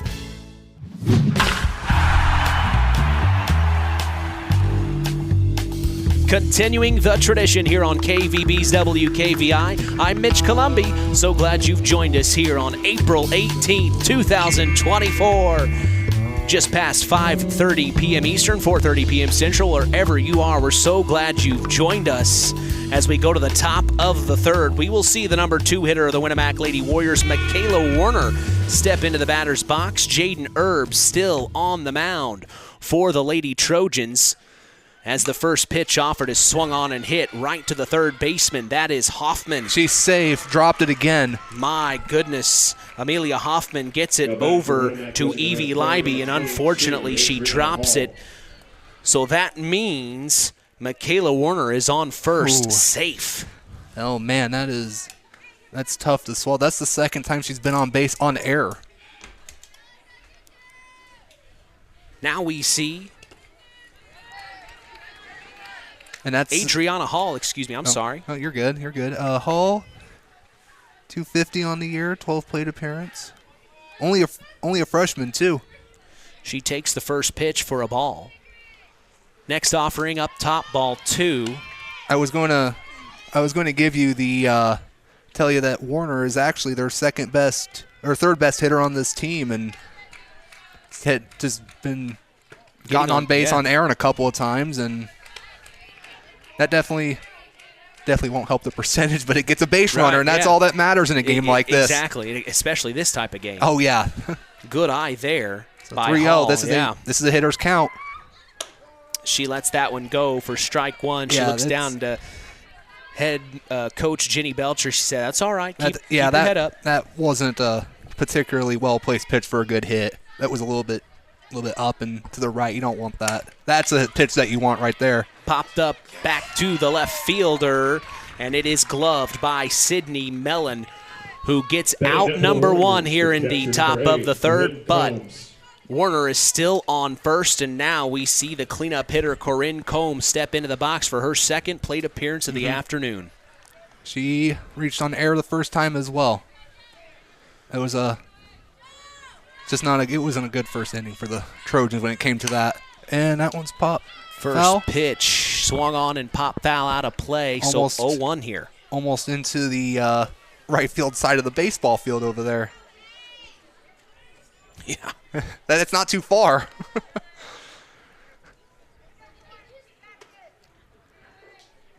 The West Central Trojans Baseball Club taking on Tri-County this afternoon. Had a chance to catch up with head coach David Allen. We hope to have him on this weekend for the Saturday Sports Line. Is back in action here in our game. Combs cuts, pops one up foul over our heads, and now the count's 0-2 here, and Erb's probably feeling pretty good. Oh, yeah. Yeah, this is I keep saying hitters count, pitchers count. This is a pitchers count. What? The 0-2 from Herb. Upstairs. Up top, ball called. Bishop checks first, making sure Warner honors, and she does. So now 1-2 here. Combs steps back in. Oh, swung on right back to Herb. She throws to Annika Smith at 2. You're going to get a trying double to play. get the double play, and they she got the gets double it. Play. So a beautiful double play from the West Central Lady Trojans as they get out of the inning. 2-1 still the score. They lead. We go to the bottom of the third. More action coming your way. You are listening to Indiana High School Softball on WKVI. The key to high-yielding crops is accurate and dependable soil testing. This is Andy Awald of Farm Fertilizers and Seeds. Having the right information to make the most profitable fertility decisions is what Image Services from Farm Fertilizers and Seeds is all about. We combine cutting-edge technology and computerized record-keeping with a common-sense approach to soil sampling and fertilizer recommendations. Whether it be by management zone for field-level applications or grid-based for variable rate applications, count on Image Services by Farm Fertilizers and Seeds for your soil service needs this fall.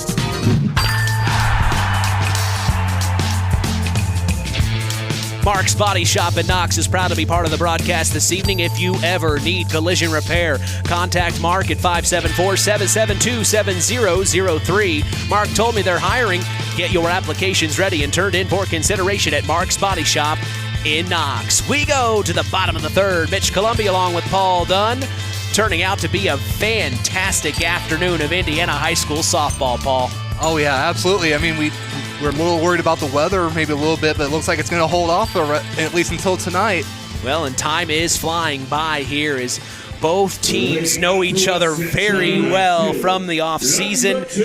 You can tell these two teams really know how to go at each other, and that's not just in softball. Whenever these two schools get together, it seems to be exactly like this, as now we will see the number 9 hitter step into the box for her first plate appearance of the afternoon. It's Brooklyn Mellon, the right fielder. She swings on the first pitch, offered back to right field, and it's foul, out of play, but trying to make a play was Maggie Keller, diving for it but couldn't get there, so it's strike number 1 to Brooklyn Mellon.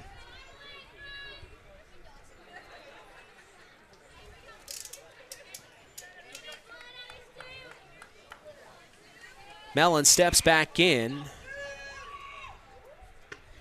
The 0-1 from Roush, outside for ball 1. Mellon comes into today, 250 batting average. This is her 20th plate appearance on the season. She swings, gets a piece of that one, making it a 1-2 count here.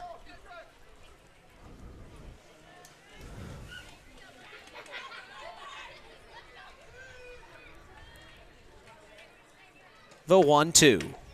Oh, wow. Man, that had some break on it. Has hit. She thought it was a ball, but at the last second it just drops right into the zone for strike number 3 and out number 1 in the bottom of the third. And other than Roush really allowing those 2 runs, she did a pretty good job against the first 9 hitters as we now go back to the top of the batting order to see Mara Sharp. So a good job there by Warner. I mean, hey, coming in against the Trojans, they are, like you said, coming up close to a 400 batting as a team. And so, I mean, the fact that you're able to you're just down 1 run, I think Roush is doing as a good a job as she could here. Yeah, and now you've seen them all once, so now you kind of see what they can do. Next pitch is inside for ball 1. 1-1 the count to Sharp. She takes drops the next down in one. there. That was another close similar one that just dropped in there. Well, and we may be seeing Roush finally get warmed up here and get her good stuff going. Well, yeah, she's not even at 40 yet. 40 pitches. 1-2 inside the hands on Sharp. She swings on it, gets a piece. It fouls out of play, keeping it 1-2 here. She lined out last time. She threw it hit it to the right fielder Keller, who was able to make that nice snag in the first inning. You're exactly right. I remember now. 2-2 the count here. Roush to Sharp. Ooh, Swung man. on right down the right field line. You see the first base coach have to duck out of the way there on that one. And Goodman tried to make a play on it, too. She did. Brody not afraid. And you see the infielders wearing those face masks. That really... Oh, yeah, because those things... And Sharp's going to pop one up high to the center fielder for out number 1. Michaela Warner makes the catch. Actually, that's out number 2, my apologies. So that is out number 2 for the West Central Lady Trojans here in the bottom of the third. Herb up to bat now, walked first time. I was about to make the comment that they're wearing those masks. It may be called softball, but those balls aren't soft. I'll say that much. First offering to Herb, popped up high, back to Michaela Warner in center field, and she tracks it down for out number 3. And that is the bottom of the third. We're going to take a break and come back. Top of the fourth action is coming your way. You're listening to KVB's WKVI. It takes smart planning by a skilled expert to get you just the right heating, cooling, and energy-efficient system for your home. McGrath Refrigeration can install an affordable Armstrong air system that will cut your energy costs while enhancing your comfort. You'll see the difference in your first energy bill. Give McGrath Refrigeration, your local Armstrong dealer, a call today at 574-772-3575. That's 574-772-3575. McGrath Refrigeration, where the temperature is always just right. Web Printing and JT Shirt Shack in Winamac is proud to be part of the broadcast this evening. Web Printing and JT Shirt Shack provides all your printing, screen printing, apparel, and embroidery needs. Call 574-946-3551 and ask for Tina if you want to look cool like the KVB crew. We appreciate them and their support toward helping continue the tradition. 2-1, the West Central Lady Trojans lead the Winamac Lady Warriors. Mitch Columbia along with Paul Dunn. Man, this has just been a fun game, Paul. Yeah. Ever since that first inning, we haven't had any runs since. This has been turned into a real pitcher's duel is what this has turned into. They've settled in. You can tell Herb is getting into her own as well as Brooke Roush. Both pitchers for these teams are just they just needed that first inning to get the jitters, like you were talking. Jitters in a cross-county battle like this, they're for sure going to be there. As the first pitch offered, bunt shown by Maggie Keller. She pulls it for ball 1. Yep. She struck out looking her first time up. Next pitch offered, bunt shown. She pulled it, but a strike is called. We have a score update from the West Central Trojans Tri-County battle. 3-0, the West Central Trojans lead. So both Trojans baseball and softball teams are in the lead at this moment. But back in action in our game. Swung on and hit right to the second baseman. That was fielded by Brooklyn Lattimore, and then she gets it over to Evie Leiby for the easy out, and that is out number 1. So now Brooke Roush will step in to the box. Went down swinging last time.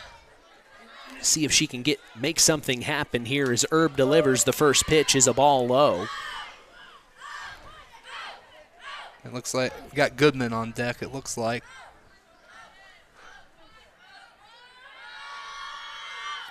Next pitch swung on and popped up back to center nice field. Catch. And it is a beautiful play by center fielder Mara Sharp as she gets the out. And that is out number 2. This game is flying along here. We're not even 45 minutes in. Well, the score is still 2-1. I mean, when you have quick innings like this, that tends to happen. It goes quite quick. Next pitch offered. Goodman swings, and it is caught by the right fielder for out number 3, Brooklyn Mellon. We are flying through here as this is the 4th inning stretch. My goodness, can't believe we've gotten here this fast, Paul. The 4th inning stretch already. And we are so glad to tell you that the 4th inning stretch is sponsored by Standard Plumbing, Heating, and Air Conditioning. Standard Plumbing, Heating, and Air Conditioning is helping continue this wonderful tradition on KVB's WKVI. If you are uncomfortable in your home, give third-generation owner Brian Hammond a call at 574-936-4660. They've been serving the local area since 1936. That's 574-936-4660. We appreciate their support in helping continue this wonderful tradition. It's the fourth inning stretch, sponsored by Standard Plumbing, Heating, and Air Conditioning.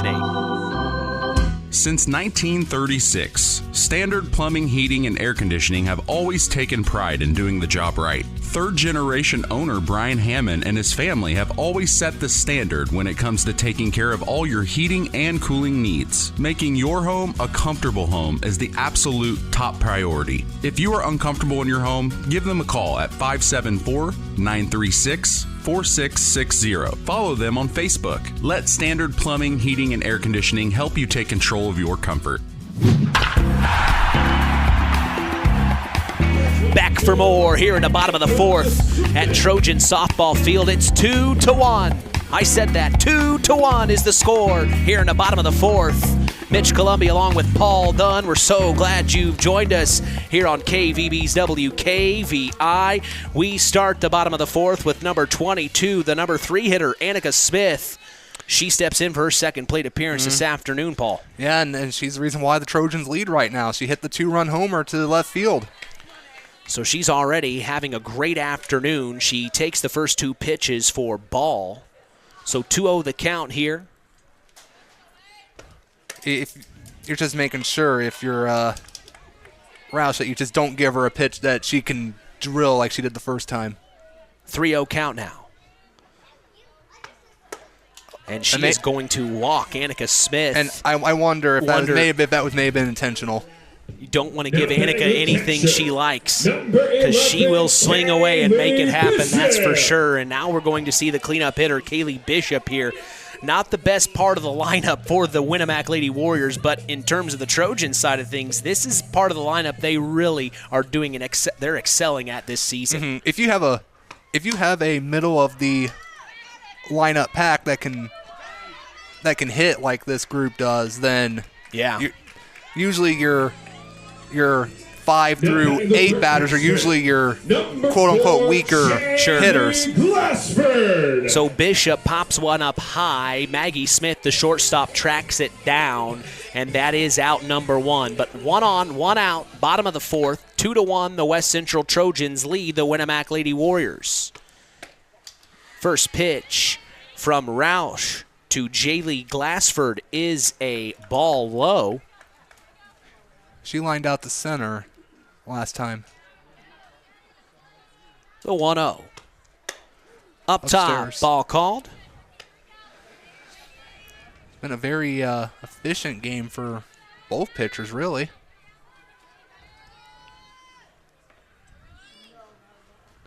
The 2-0. Popped up, and it is fielded by the second baseman, Izzy Decker, for out number 2. And we just keep rolling along here, as that's the second out of the bottom of the fourth. Evie Leiby. So now Leiby up to bat. Grounded out to second base her first time up. Leiby, a senior for the Trojans, takes the first pitch, a called strike. 1 on, 2 out. Bottom of the fourth, 2-1, the Lady Trojans lead. The 0-1 from Roush. Popped up high, out of play. Foul. So now this is the pitcher's count, so let's see if Rouse tries to extend the strike zone here a little bit. No, right. Took her on and got what she wanted. So it was a quick hit there, and that is out number 3, fielded by Roush over to Brody Goodman, and that is out number 3 here in the bottom of the fourth, as it's still 2-1. The West Central Lady Trojans lead the Winamac Lady Warriors, as we now have an opportunity to catch up with Al Breifogel, who is on location for the Winamac Warriors. Al, what's the score update? score is the top of the second. It's 2-0. Winamac came out swinging in the first inning. Every batter made contact, just couldn't find the hole. So Lakes came up, got a couple runs. Warriors are batting in the top of the second right now, 2-0, Twin Lakes. Are you happy with what you're seeing from the Warriors tonight, Al? So far, yes. Matthias is on the bump. We got, like I said, we're pitching is just going to be really a struggle for the next few games with the doubleheader coming up Saturday. He's doing a good job.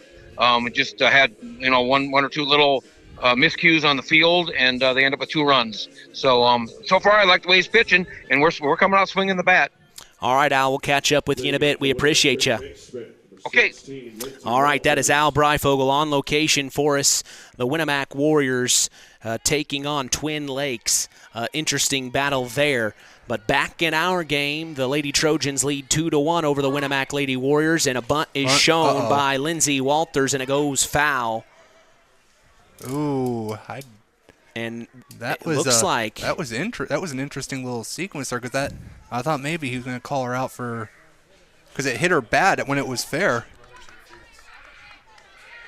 Yeah, it hit the bat after when it was fair, which I thought could have gotten her out for interference. Well, 0-1's the count still, and Erb delivers another bunt shown. This time, Bishop. No, it's foul ball. Foul ball. So now you got to swing. You can't bunt it again. 0-2 the count here for Lindsay Walters, the number 8 hitter.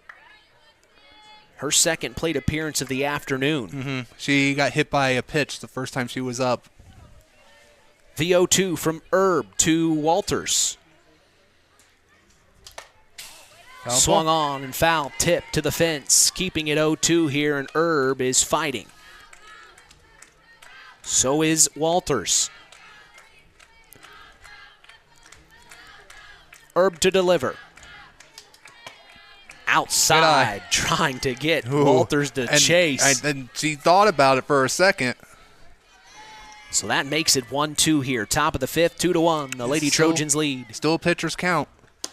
Ooh, she almost went again. And this time was even closer than the first one. So it's up top ball. Yeah, it didn't look like she went. He checks down to the first base umpire. He says safe. So 2-2 here from Erb to Walters. Foul ball Swung again. on, Unless it's caught. Nope. Okay. Amelia Hoffman tried to track it down. She couldn't get there in time. She tried to make a liar out of me by catching that. Well, just out of her reach. Still 2-2 here for Walters. Oh. Swing and miss. Strike 3, and that's out number 1. Here in the top of the fifth. I'd say the Trojans really want this game just as much as the Warriors. But these last few innings for both teams have just been a defensive battle. Yeah, this is this has turned into that's right. Somehow that didn't hit the top of the press box. I thought for sure that was at first I thought it was destined for either my hand or our PA announcer's hand standing next to me here. Yeah, Jared Glassford doing a great job this afternoon, keeping everybody pumped up here at Trojan Softball Field. Professional announcer doing a very good job at his alma mater. Next pitch. That was downstairs. I think it was a ball, but downstairs a little bit. Evens it up at 1-1. That one was upstairs a little bit. Decker is at the plate for her second appearance this afternoon. She showed slap hit but didn't swing the last 2 pitches. So here's the 2-1 from Erb to Decker. Showed it again. Oh, man, I thought that one was right down the middle. And I don't think Bow liked it, so he says it's too low, making it 3-1 the count here for Erb to Decker. Well, she is being patient. This is the hitter's count now, so look for something good here maybe. Yeah, swings. Chopper to third. Hoffman dives. Smith would have had it, but Hoffman made the play, and it didn't get to first in time, allowing Decker to get to first, and that's exactly what head coach Belcher told us. She likes Decker in that number 9 slot, get her on base, and then we go right back to the top of the batting order, and here we see Maggie Smith for her 3rd time this afternoon. Yeah. So she grounded out. She bunted to the pitcher for an out and then struck out looking her first 2 plate appearances. So let's see what happens this time for her. Swings on the first pitch offered, popped up foul out of play. 1 out, 1 on, top of the 5th, 2-1, the Trojans lead. This cross-county battle, nobody misses here in Pulaski County.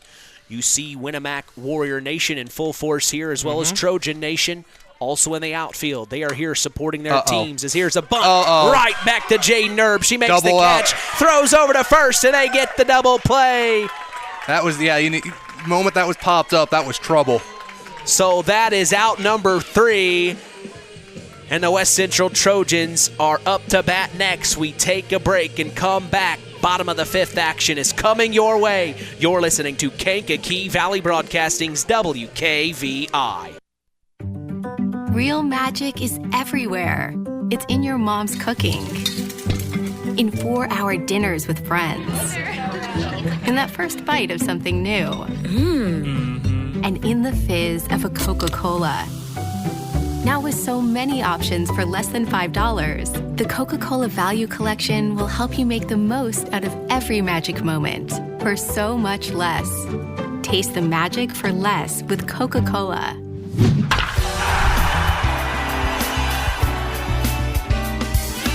Today's broadcast is brought to you in part by Culver's Portside Marina. Spring is here. Get your boat serviced and ready for the summer. Godfrey Pontoons, Yamaha Wave Runners, and Kawasaki Jet Skis are on the showroom floor waiting for you. Slip rentals, boat storage, and self-service fuel pumps will all be available at Bass Lake this year. Call them at 574-842-5000. That's Culver's Portside Marina. We go to the bottom of the 5th. Mitch Columbia along with Paul Dunn. 2-1, the West Central Lady Trojans lead the Winamac Lady Warriors. As we will now see number 12 for the West Central Trojans, Amelia Hoffman, the number 7 hitter, step into the box here, Paul. Yeah, flew out to center field last time. Hoffman, a 125 batter. Next offering low and outside, making it ball 2. Roush still on the mound for the Warriors. Doing a fairly good job against this hot team in the West Central Trojans. I mean, my gosh, are they hot. 7-0 coming into this cross-county battle as the next pitch offered, a ball up top, making it 3-0 the count here. And this is exactly what Hoffman wanted, you can tell. Yeah, look for this. Yeah, that was right. Ooh, that one was right down. That would have been a good pitch to swing at if you were Hoffman. 3-1 the count as it was a strike. Swung on and pop foul out of play, making it 3-2 full count here. Now this is where it gets interesting. Do you, as a pitcher, do you throw something close to try to get her to chase, or do you just attack her and hope she doesn't hit it? That's the dilemma of a full count.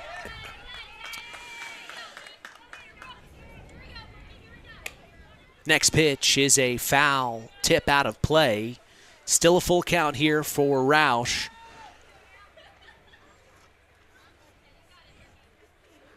Going to tidy up home plate a little bit. Yeah, looks like that's exactly what he's doing. Is Hoffman, a senior on this Trojan team. We may have mentioned it earlier. She comes into today batting a 125 average on the year. She's looking at the full count here from Brooke Roush. She's set to go. 7 batter, so... Oh, that's...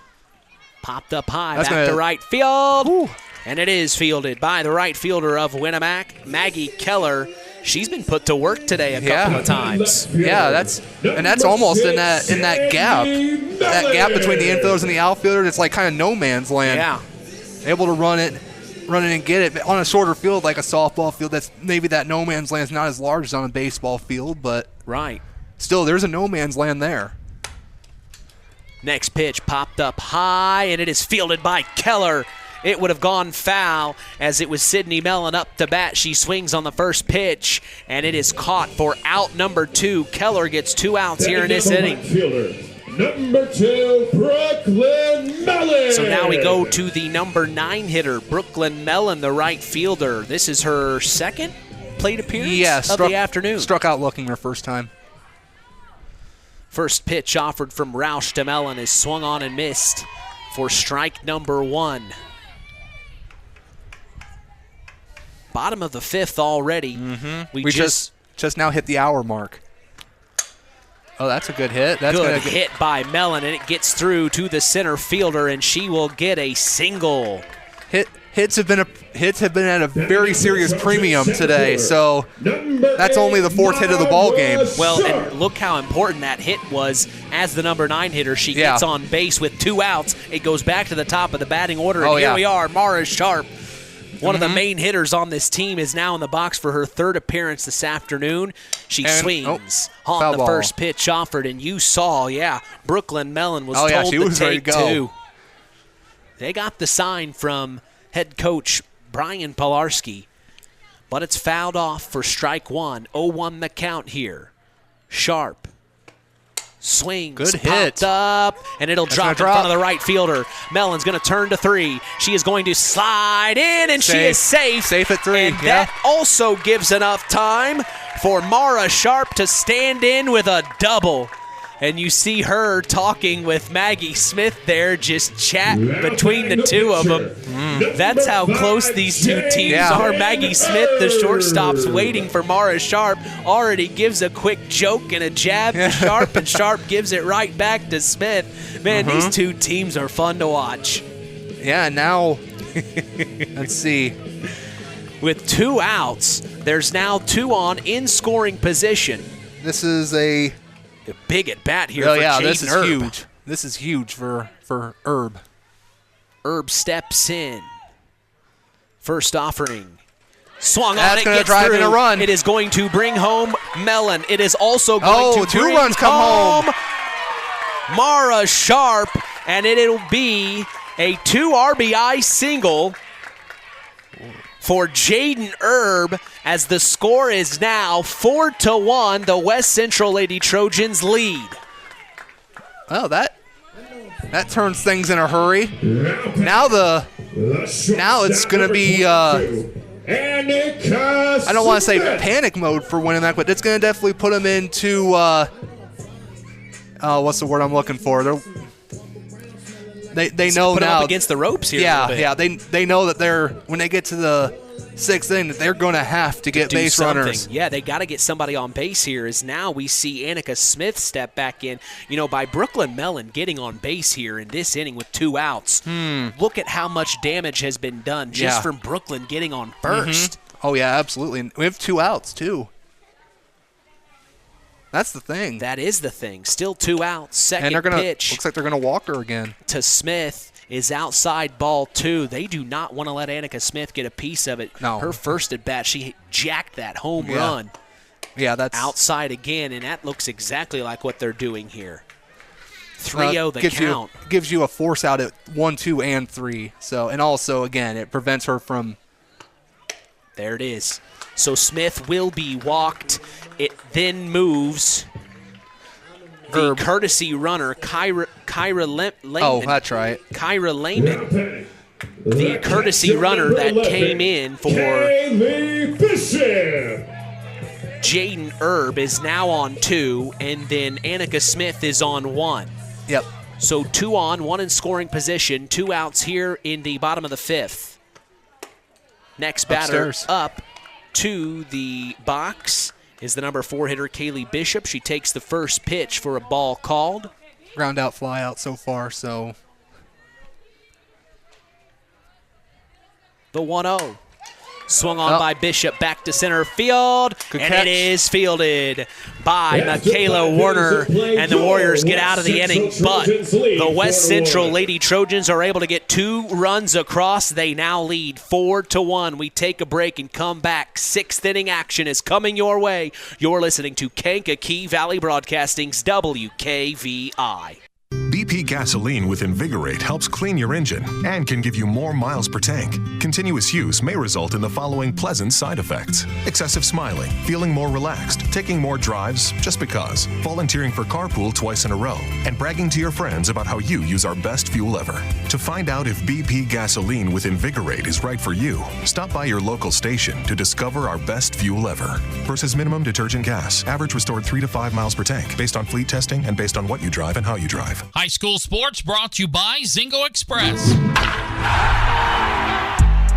Tonight's game is brought to you in part by Todd and Josh Lawrence of Lawrence Farms. We thank Todd and Josh Lawrence for supporting local high school sports. Zingo Express of Knox is also a proud sponsor of tonight's action. Stop by Zingo Express in Knox and fuel up both you and your vehicle the Zingo Expressway. 4-1, the West Central Lady Trojans lead the Winamac Lady Warriors. We go to the top of the 6th. Mitch Columbia along with Paul Dunn. We are picking right back where we left off last year, Paul. I'm feeling pretty confident about today.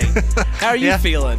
Yeah, that's first one of the year, yeah. And well, we're making it happen here between these two cross-county rivals. We hope you've enjoyed the broadcast, as we do appreciate our loyal listeners who always have been there for WKVI. It means a lot, and I think that's why we have been here for so long, and we are so proud to continue the tradition Harold Welter had began all those years ago, as now we start the top of the 6th with the number 2 hitter, Michaela Warner. She swings and misses. She chased that one for strike 1. Jaden Erb still on the mound for the Trojans. Next pitch offered is a ball low, evening it up at 1-1.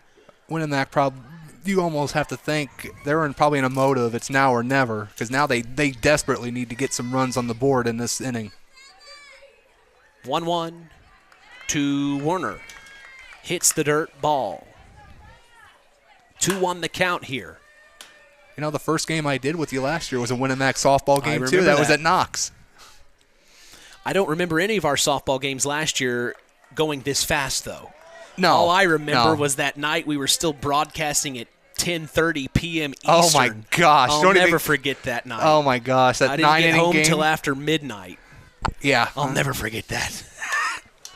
Popped up high, trouble. And it will be fielded by the first baseman. If she didn't, it would have went foul, so good job by her.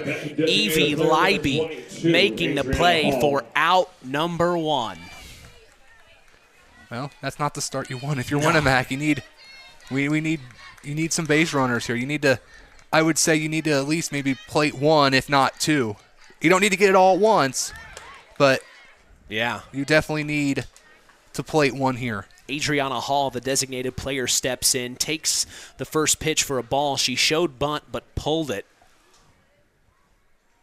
Next pitch offered from Erb is swung on, popped up high to the second base. Right in between them. They didn't call each other off and land in between them. Shortstop Annika Smith came over. I think she was calling it, but it just was a bang-bang play as Brooklyn Lattimore was there at second trying to make the play. It falls right in between them, so it allows Adriana Hall to reach on an error. That's error, yeah. That's...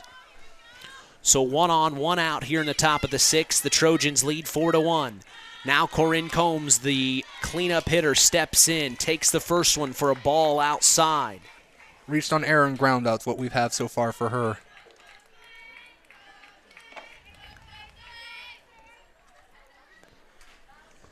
The 1-0 from Erb to Combs. Erb's been very efficient when it comes to pitch. This pitch coming up is her 80th, and she's thrown 50 strikes. They throw down to first to check on Warner, but she's safe. 2-0 the count here. Got to keep them honest. Yeah. Ball 3. Downstairs. Low and outside. That one looked pretty downstairs, good. Yeah, downstairs a little bit. Just too low. Yeah, it looked good. It looked good from where I'm standing. I'm standing pretty much right on the plate from here. 3-0 from Erb to Combs. Swung on, popped up high, foul, out of play. Oh, right into the... Is that my car? Yeah, it was. Sorry. Oh, crap. Almost onto the track. Well, not particularly close, but it's in that general vicinity. 3-1 from Herb to Combs. Swung on. Chopper to Lattimore. She fumbled it. She throws it to Annika Smith, but they get the out. Annika chokes on it because she didn't want to have another error go down to first base. She lets it happen. I think that was a very, very smart play by Annika Smith. She recognizes the fact that Lattimore had some trouble getting her the ball to 2. Smith goes ahead and takes the tag at 2 and says, let's just go ahead and let her get to first. So let's be smart down, here. Goes down as a fielder's choice. I like that. I like that by Annika Smith. So 2 outs here with 1 on. They tag the advancing runner. Now the next pitch. Swung on and hit to Lattimore, and she gets it to the first baseman, Evie Leiby, for out number 3, and that's the top of the 6th. No runners cross. 1 is left stranded for the Warriors. 4-1, the Trojans lead. We take a break and come back. Bottom of the 6th action coming your way. You're listening to KVB's WKVI.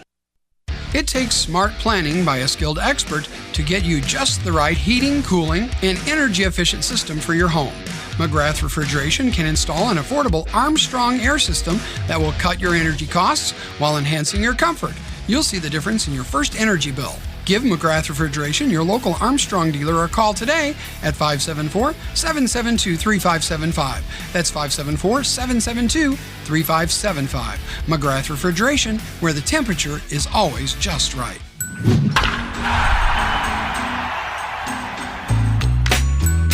Back at Trojan Softball Field, today's broadcast is brought to you in part by Nepco Crane and Equipment Services, specializing in mobile crane service. Call my good friend Joe Snep at 1-800-590-2272 for all your residential, commercial, and agricultural crane needs.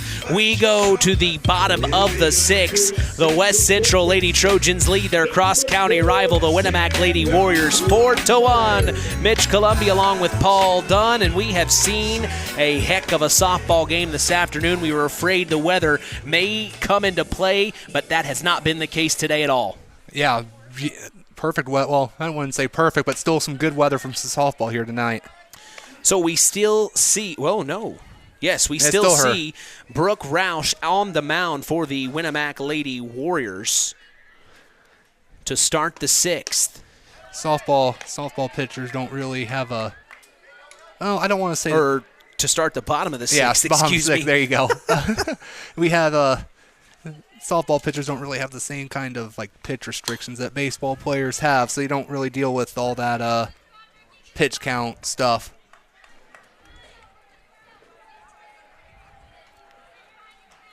Just as long as they keep feeling like they can go. Remember, we had the girl from Lewis Cass against North Judson last year who threw almost 160.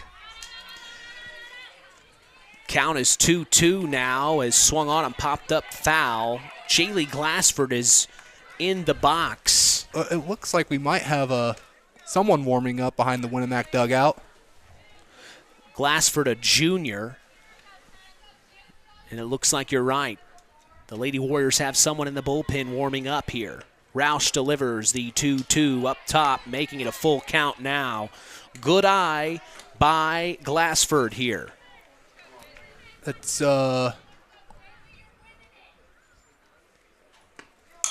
swung on right to Maggie Smith at shortstop. She throws over to Brody Goodman, and the Warriors get the out for out number 1 here in the bottom of the 6th. And if you're the Warriors, that's what you have to do at this point. Yeah, you got to get out of here without giving up any more runs. Because at this point, you've put it all up to the top of the 7th to make something happen. Because if you don't, the Trojans are going to win. Yep. You got to, again, just limit the amount of runs you get. Well, no, you don't. You can't really give up any. Here, you have no margin. Oh, my nice goodness. catch. This was number 13, Evie Leiby, swinging on the first pitch offered. Line drive to Brody Goodman, and she gloves it for out number 2. So now we see the number 7 hitter, Amelia Hoffman. Third plate appearance. She's flown out both times. First to center and then to right.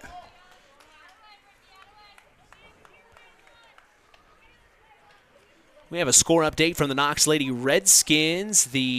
After 1 inning, the Knox Lady Redskins lead New Prairie 3-0 in softball. Shout out to Harold Welter for that Score update is back in our game. The next pitch offered to Amelia Hoffman is swung on and missed for strike 2. 0-2 the count here with 2 outs and nobody on. Bottom of the 6th. The Warriors are hoping to get out of here unscathed. Swing and miss for strike 3. They throw down to first, and they get out number 3. After 6 full innings of play, as that is the end of the 6th inning. 4-1, the West Central Lady Trojans lead the Winamac Lady Warriors. It's all up to this inning here to see if the Winamac Lady Warriors can get some runs. They're going to need 3 to tie it up, 4 to take the lead, as now we have an update from Al Breifogel, who is on location for the Winamac Warriors. Al, what's the update? Hey, buddy, we're in the top of the 4th. It's still 2-0. Winamac's playing really good defense. Hunter Ross has made like 3 great plays at second base. So we're hanging in with a team that's only lost to perennial state powerhouse Lafayette Central Catholic in 9 innings. So Warriors are holding their own right now. How's the weather there at Twin Lakes? Hey, the sun's out, the wind died down, and my chair is comfortable. You have a hot dog yet, Al? No, not yet. Well, we'll check in with you here. It's flying by, Al. We are literally going to the top of the 7th already. The Trojans lead the Warriors 4-1, so we'll keep in contact. 10-4, I got to get some runs there, buddy. All right, that is Al Breifogel on location for the Winamac Warriors Baseball Club. We appreciate his time this afternoon in doing that. Is back in our game. The Winamac Lady Warriors are up to bat. We see the number 6 hitter, Brooke Roush, the pitcher, up to bat first here. We'll see the 6, 7, and 8 hitter for the Warriors as the first pitch offered from Herb hits the dirt for ball 1. Now it's... that was you. Yeah, that was me. I muted myself. You gave me all the grief last year. That was you that that time. was me that time. Well, this time I actually have access to the button this time. But I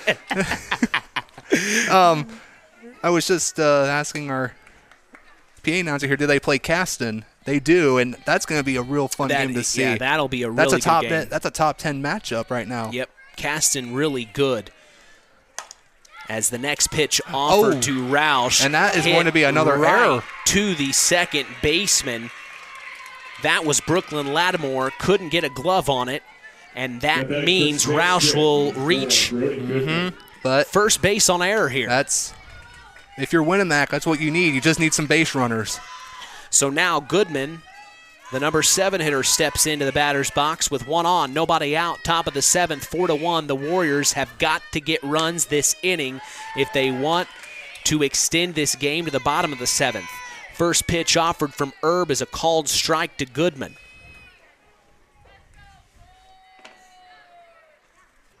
Next pitch, Goodman swings. It gets past the third baseman. She is going to get to first, and that advances Brooke Roush to second. So now 1 in scoring position, 2 on, nobody out, top of the 7th, and we are going to see Lindsey Walters, the third baseman, step in here. Yep, and she represents the tying run here.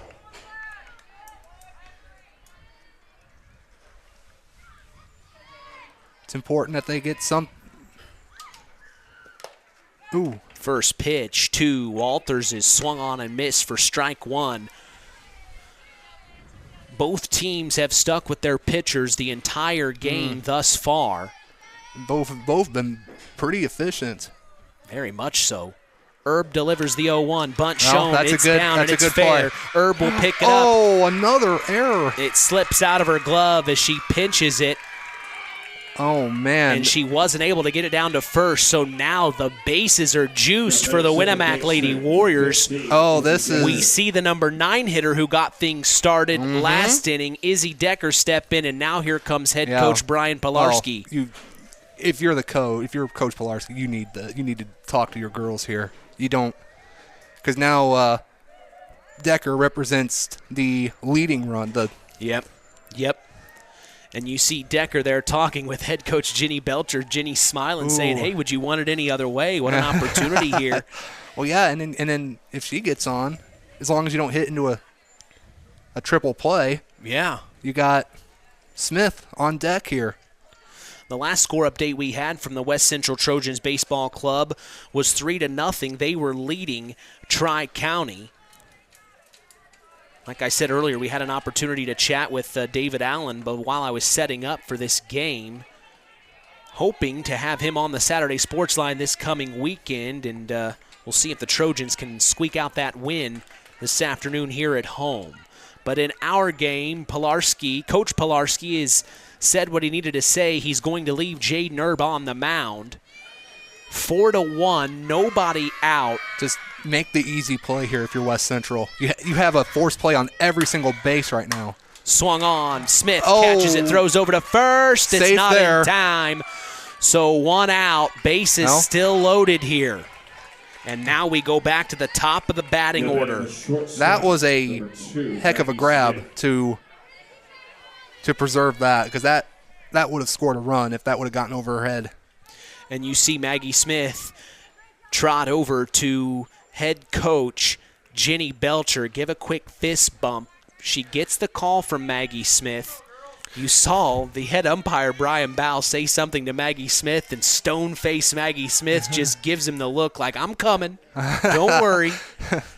First offering from Erb up top for ball 1. Looked like Maggie Smith was trying to maybe slap hit there. Yeah. 1-0 here from Erb. This is who you want on the plate, though. Right now is ball 2. Ball low. That one looked pretty good. And you saw head coach Brian Pilarski can't believe it. Drops his head.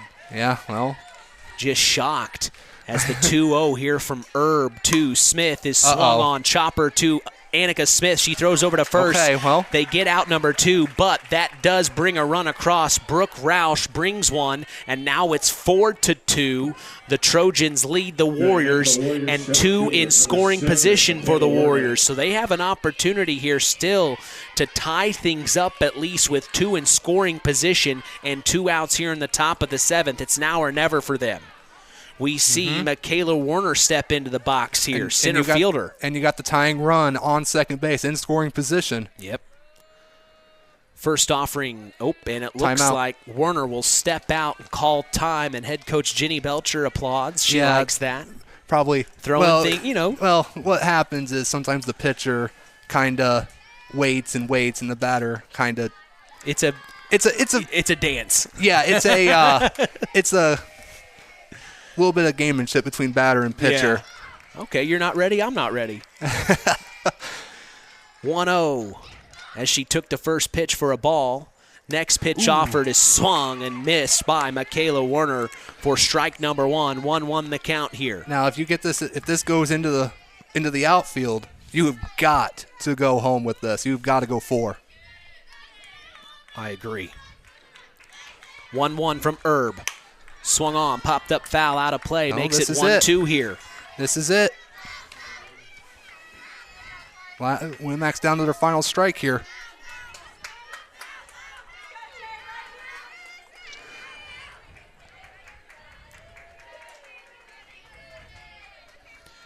The 1-2 from Erb to Warner. Foul ball. Popped up foul again, out of play. See another one. Live to see another pitch.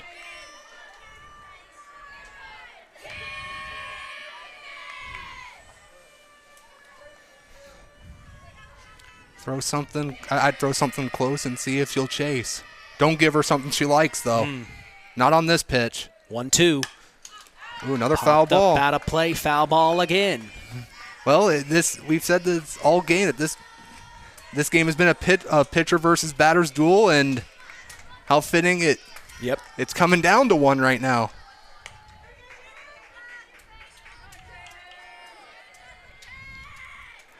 The gap between, if you can get it in, if you're Winamac, if you're Warner, that gap between the center fielder and the right fielder is where you want to go with this, right toward the American flag and that scoreboard. The 1-2. Swung on, popped up high, back to center field, and it will we got drop. A tie game. It is going to bring the tying run home. Oh, man. Warner Safe will get into second base safely, and we have a tie ball game.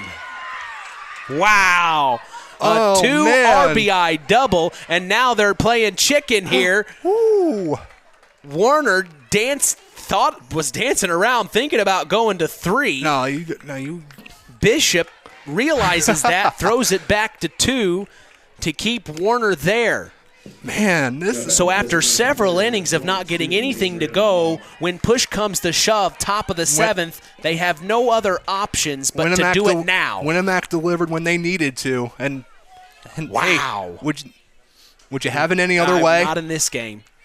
Of course, the Trojans will still have the bottom of the 7th. Or else we might be looking at extras. Well, we may be. A stark difference from what we saw last year where the game ended due to lightning in the 5th. Herb delivers. That might score another one. Through the It center is going to score another one. It is going to bring Warner home. She scores. She is safe. She's going to be out at Now second. going to double. Out at second.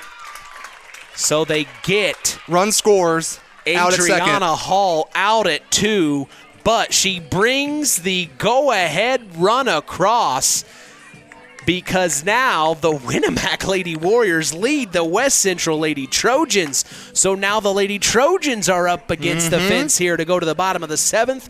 We have got a fantastic ending coming your way here on Kankakee Valley Broadcasting's WKVI.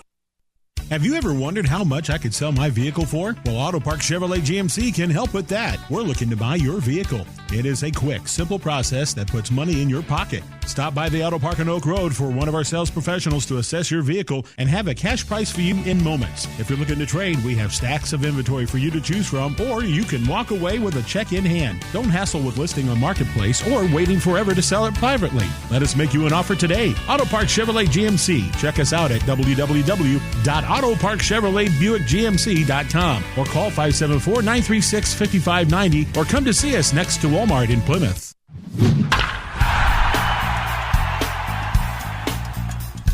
Back at Trojan Softball Field, Collins Insurance is part of the broadcast, taking care of all your insurance needs. Jim Collins told me to tell you, call him anytime at 574-772-6844. That's Collins Insurance, supporting local high school sports. Man, have we got a game going here in the bottom of the 7th.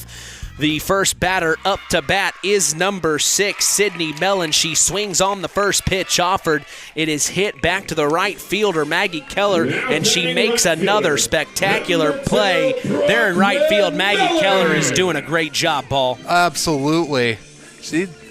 Another freshman for that Warrior team. She's been tested tonight, and she's passed that test, I would say.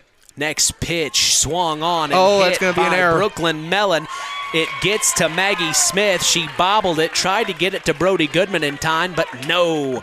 Brooklyn gets on base.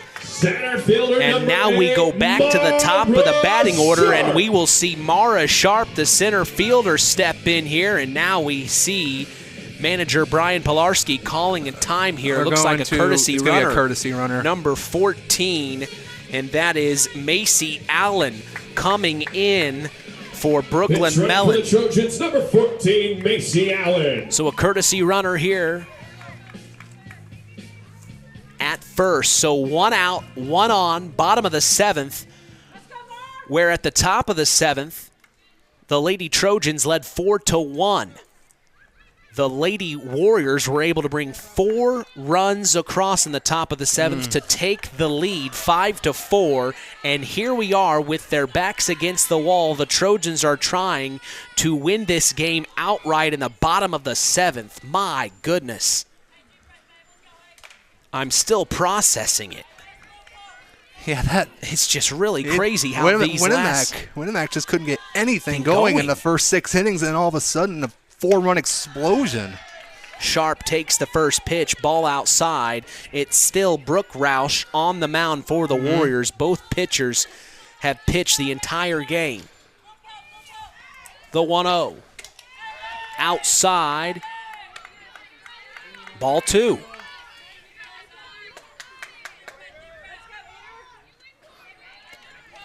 (2-0) from Roush to Sharp. Strike called, and that makes it a 2-1 count now. That one looked a little bit downstairs, but she got the benefit of the call on that one. Next pitch swung on and foul ball. Foul tip. So now 2-2. Hit our umpire right in the head. All right. 2-2 from Roush. Gets a piece of it right to Maggie That's Smith. She game. catches it, throws it over to Brody Goodman. She couldn't get it. And that gives the courtesy runner, Macy Allen, enough time to get back to first. If Smith gets that over to Goodman cleanly, that would have been the ball game. Yeah, I jinxed it by saying that. I said ball game right there, and I forgot that this is high school softball and nothing is ever predictable. So now Jaden Erb, the number 2 hitter, steps in. The Warriors lead 5-4 here. The Trojans have a runner on first with 2 outs in the bottom of the 7th. It's coming down to these final few moments here for the Trojans to try to make something happen. The 1-0. Up top, ball called as Jaden Erb, very patient, good eye there. Well, so you got your tying run at first and you're swung on, foul tip, hits the fence. Now 2-1 to Jaden Erb. And Annika Smith on deck. Yeah. Well, if you can get her on, if you can get Erb on and get Smith in the batter's box, Winamac's going to have quite a dilemma on their hands. Next pitch up top, ball called, making it 3-1 now. This is a hitter's count. Hall's got, Roush has got to get something in the zone here. 3-1. Ball 4. Wow. So she ends up walking Jaden Erb, and now here comes the slugger, Annika Smith. Dilemma time for the Warriors. What do they do with this? And we have another courtesy runner, it looks like. Number 15, Kyra Lehman. Pitch running for the Trojans, number 15, Kyra Lehman. So now, what do you do if you're Winamac? Yeah, that is a good question here. With 2 on, 1 in scoring position for the Trojans, arguably today's best hitter, Annika Smith, is at the plate. Oh, yeah, and she's only had 1 true plate appearance at that home run. Do you walk her? Or do you roll the dice here? Because you know a home run wins the game for the Trojans. Yeah. Tense situation here. Both teams have had a chat with each other. The infield had a chat. Oh, hang on. We got Coach Belcher wants to talk, or not Coach Belcher, but yeah, the pitching coach. Pitching coach wants to talk.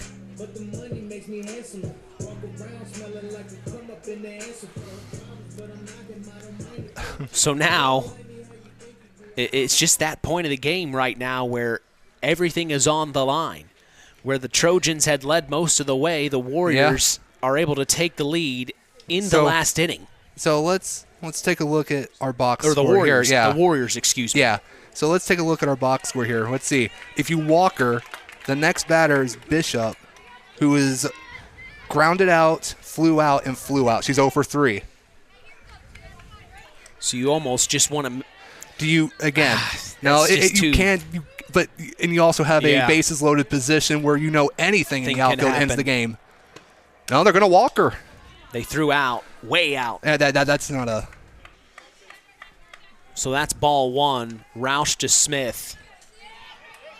And it looks like the final score from the West Central Trojans Baseball Club, they beat Tri-County 3-1. We'll have an opportunity to talk with head coach David Allen here in a little bit. But right now, a tense situation as they go ahead and walk Annika Smith. She will take her base, and now the bases are loaded. Bases are juiced. Bottom of the 7th, where with 2 outs, the Trojans trail by 1 run. 5-4 is the score. This would be a clutch moment for Bishop. Break this 0-3 spell and get something. First pitch to Bishop is a called strike by Roush. She went right at her. You can hear Trojan and Warrior Nation getting on their feet, getting excited here. This is a moment. You can't script it. The 0-1. Ball one. Outside ball called, evening it up at 1-1 now. 5-4 is the score. The Winamac Lady Warriors lead in the bottom of the 7th with 2 outs. The bases are juiced, and Kaylee Bishop's in the box. A 1-1 count. If it's hit, you go.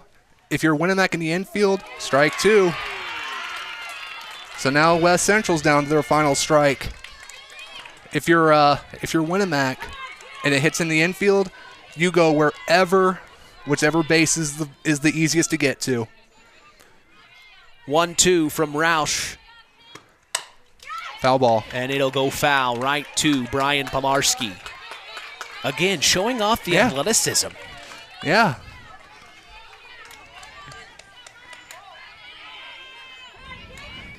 Boy, I'm not even playing and I'm nervous. The 1-2 from Roush to Bishop. Foul ball. Oh my. You can't. This is about as tense as it gets. 4-5 game in the bottom of the 7th, county rivalry, and a game that tied last year. Yeah. Due to lightning. Yeah. Couldn't finish it. The go-ahead run for the Trojans was literally coming. The 1-2.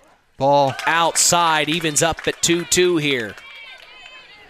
This is still a pitcher's count, so.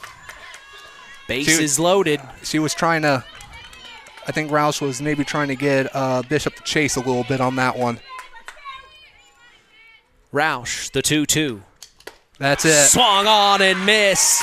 Strike 3, and that is out number 3 as the Winamac Lady Warriors, in a come-from-behind win, 5-4 in the 7th inning. My goodness.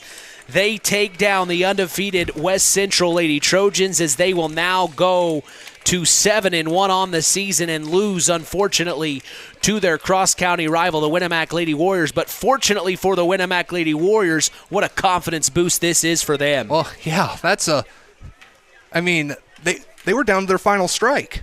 Warner was down to her final strike. Unbelievable how this game shaked out for the Lady Trojans and the Winamac Lady Warriors. We now will transition to have a chat with head coach of the West Central Trojans baseball club, David Allen. Coach, you had a big win this afternoon for the Trojans, 3-1. Talk us through the game, what you saw and what you were proud about from your boys. Well, to start off, we played Tri-County on Tuesday night and lost. And we knew that we're going to have to split with them and some other teams to have a shot at conference. But, I was happy with the boys tonight.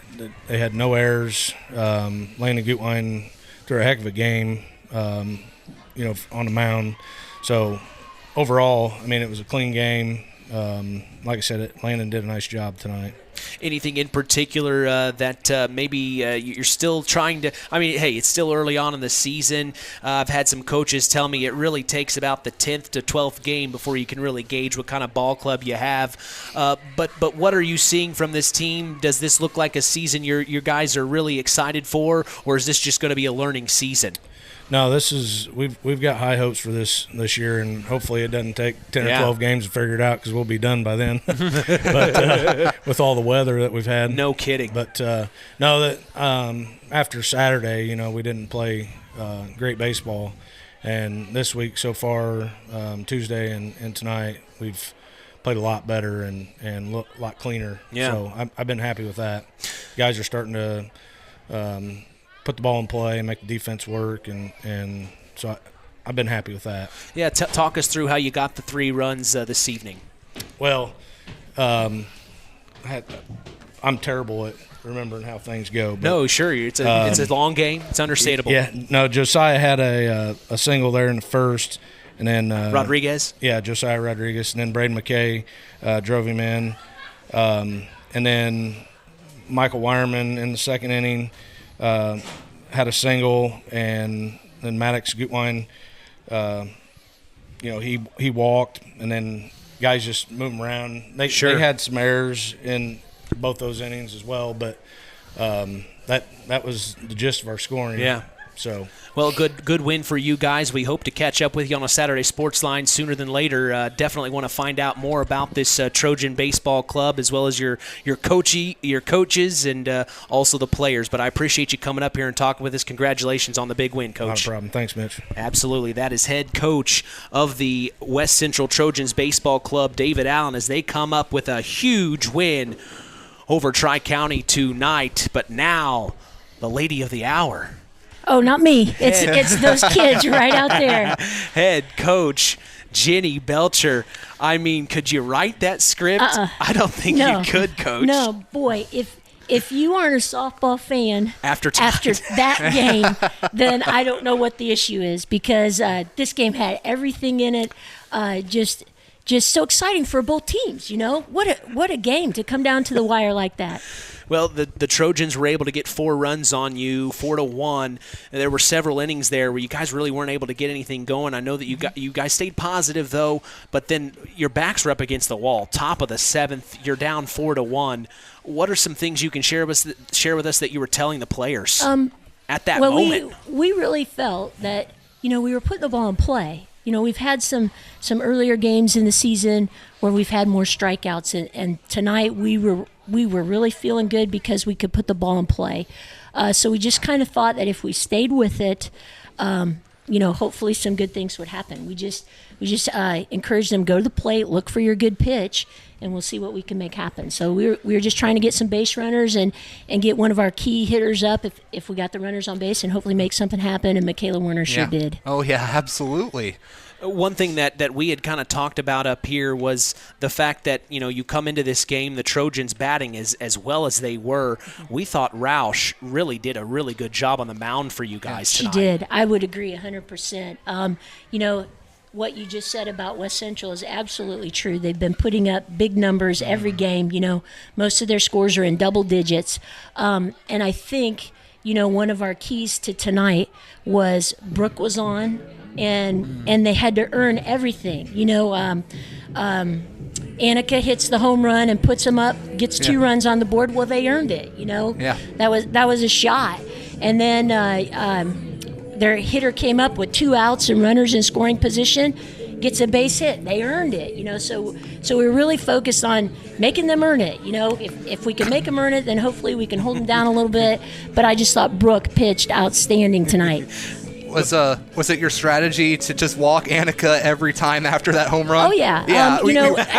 We were wondering when we got to the 7th inning, when you had the runners at first and second. I'm like, what are they going to do? Are you going to roll the dice or just walk her? And we were hopeful, that we would not get to Annika Smith in the last inning. That was our first strategy. Let's get him out before Annika comes up. Let's not even let her give her that chance. And then. We went and talked to him about not giving her anything good to look at. And, our assistant coach, Steph Smith, she knows these West Central kids well because they used to play travel ball together with her daughter, Maggie. Yeah. And Steph said, Annika's not going to swing at anything out of the zone. Just put her on. So we rolled the dice because the 2 batters after Annika had not been on base yet tonight. We pointed that out too. So we're going to go with it. What happens, happens. And boy, did Brooke buckle down. And Kaylee Bishop's not an easy out at all. So we just took our chances, and it went our way, and Brooke got the job done. Another couple individuals I thought that stood out defensively. I mean, the ball seemed to find Michaela Werner at center field a lot, as well as right fielder Maggie Keller. Agreed. Did a really good job out in the outfield for you. Michaela is steady for us now, so she does a really good job in center field. Maggie, being a freshman, she joined our team, and we said we need to try to make you into an outfielder, and I think tonight she proved that she's up for the task. Maggie Smith was another player I wanted to bring up on, Tuesday night. She breaks a school record, her second school record in track. Now 2 days later, she's on the softball diamond. I mean, it's incredible. The one thing that I would say about Maggie that maybe not everybody realizes is how hard she works for what she gets. You have some kids where you say, oh, they're a natural athlete. Okay, Maggie is naturally athletic, but she's been working at this game since she was 6 years old. Wow. So this doesn't happen overnight. And to be honest, Maggie is probably not happy with her performance tonight at the plate. But I'll take her any day of the week playing shortstop. Her defense is so consistent every time. So, and she's a great leader for us too. So, boy, just a big win for us tonight. I'm so proud of these kids and how they came back. And one thing about Maggie, when she had, even though she had that error, she kept the ball in front of her. Right. She didn't let it go into the outfield, which could have led to another base. Right, exactly. Yep. So she makes good decisions for us and good plays for us defensively every night. Well, it was great. We got this game in full. Of course, you remember last year we had to end due to lightning. Couldn't even get the game in full. Now that you've beat your cross-county rival, talk us the rest of the way. What's up next for the Lady Warriors? Oh, gosh. After this, we get to turn around and play Knox tomorrow night. And we're going to be there for you. Awesome. Maybe you're our good luck charm. So that'd be great. You know, the difference is tomorrow night's a conference game. Yeah. But, you know, I know we want to finish well in the conference and you want to win conference games, but you got to come out and compete against West Central. The West Central Winamac rivalry is so big that, you know, you can't – we can't ignore tonight. So, you know, we just got to – these kids got to find some energy tomorrow, and we'll come back and hopefully get another W tomorrow. But big win for us tonight. Maybe the confidence boost you needed. Exactly. Hopefully we're turning a corner. Said before the game, doesn't matter what the records or the rankings are in this game. You throw that out when this game's going on. You do, yes. And Paul, you know from I know from experience. I know all about this game. Yep. West Central and Winamac's always a competitive game, no matter what sport you're playing. Exactly. Yep. Well, Coach, I'm excited about tomorrow. I'll be broadcasting in the new press box at your fancy field. I'm so excited. It's nice. It's nice. We'll have a seat for you waiting for you when you get there. I love it. Coach, good win. Good for you. We'll see you tomorrow. Good. All right, win. That is head coach Jenny Belcher of the Winamac Lady Warriors in a come-from-behind win over their cross-county rival, the West Central Lady Trojans, 5-4. My goodness, Paul, what an amazing night it was. The West Central Trojans Baseball Club was able to come away with a win 3-1.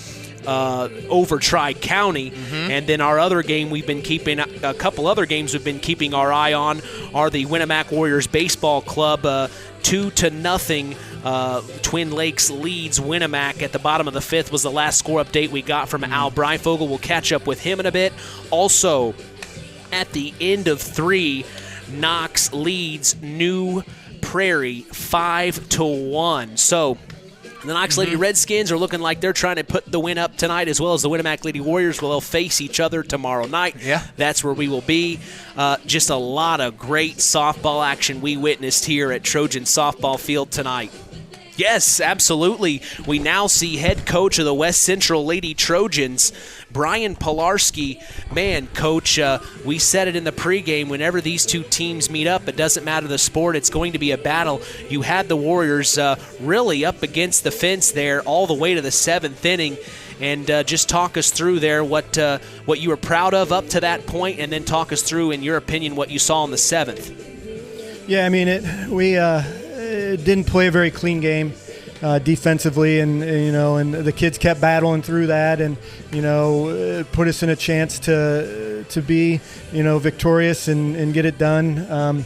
But like I said in the pregame, the Winamac team is a solid team, and they just were able to get a couple crucial hits when they needed it, and we weren't able to. So it's part of the game. It's unfortunate that we were on the short end of the stick, but the kids battled, and we had an opportunity there, to win it there, and we just didn't get it done. It's not on one kid. It wasn't just one kid that didn't get it done. It was a team effort, and so we just got to come back and just be better.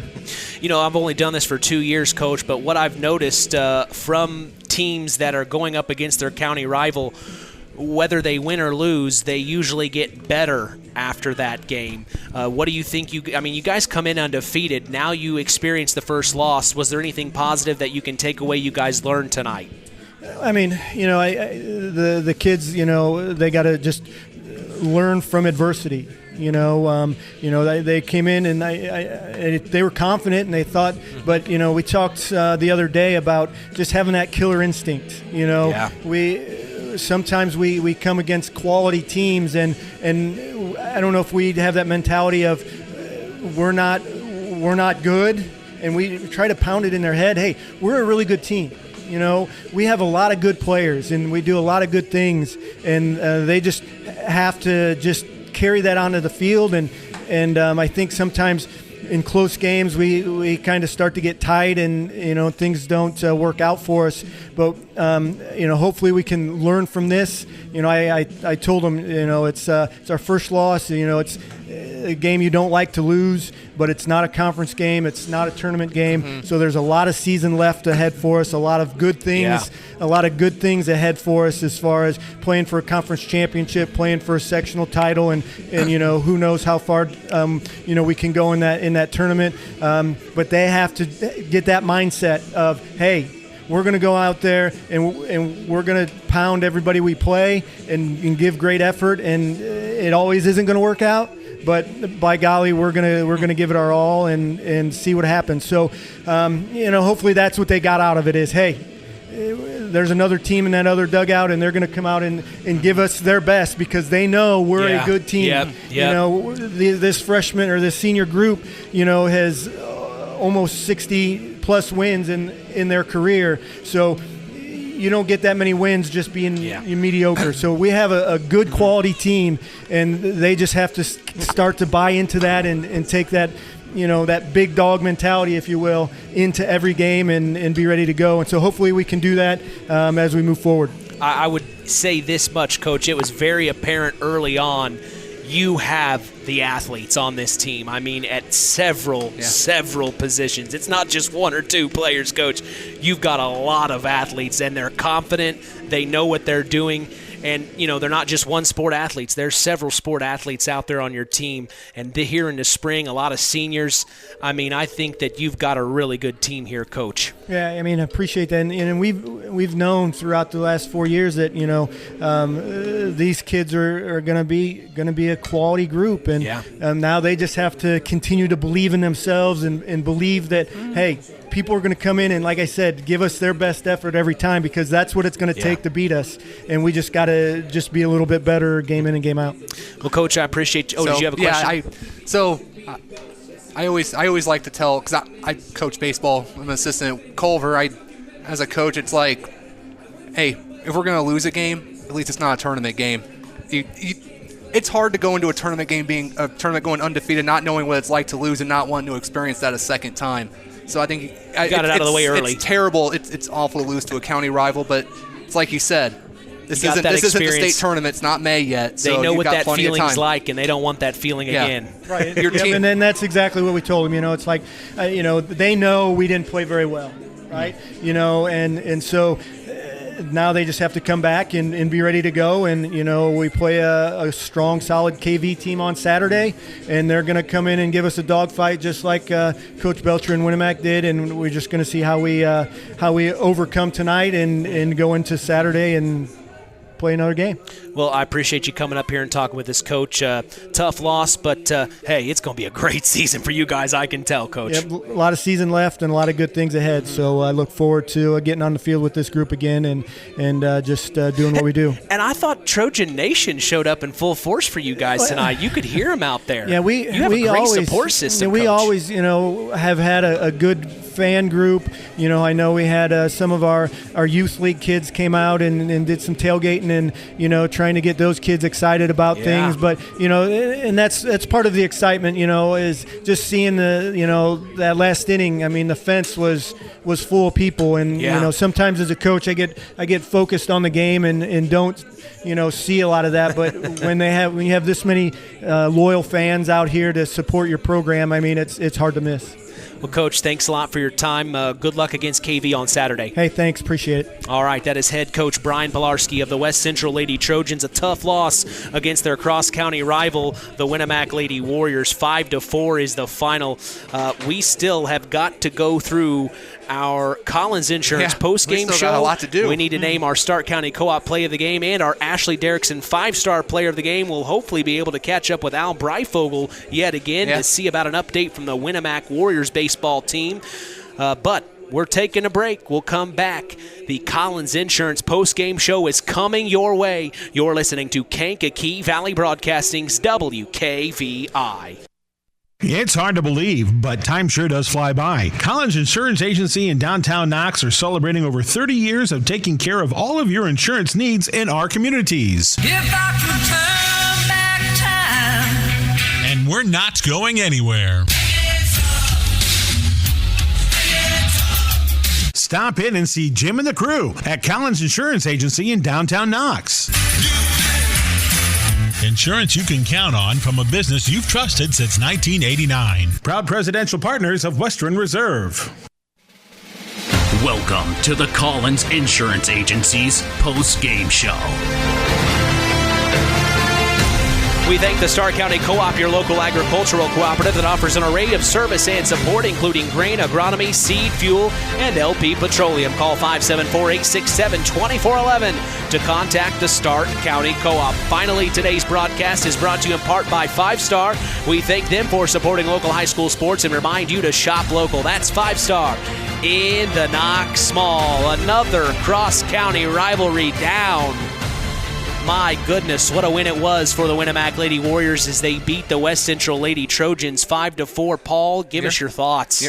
Well, first of all, you're knocking out all these conference rivalries or these cross-county rivalries. In 1 week. You're knocking them all out in 1 week. You had the Judson-Knox game the other day. Tri-Township South Central on Monday. Tomorrow, Knox-Winamac. Saturday, Knox-Culver. Oh, my gosh. Just boom, boom, boom. Yeah, We're working. You're going everywhere these last few days. So Coach Pilarski kind of brought this up in his post-game interview, just the mistakes by the Trojans. Yeah. 7 errors.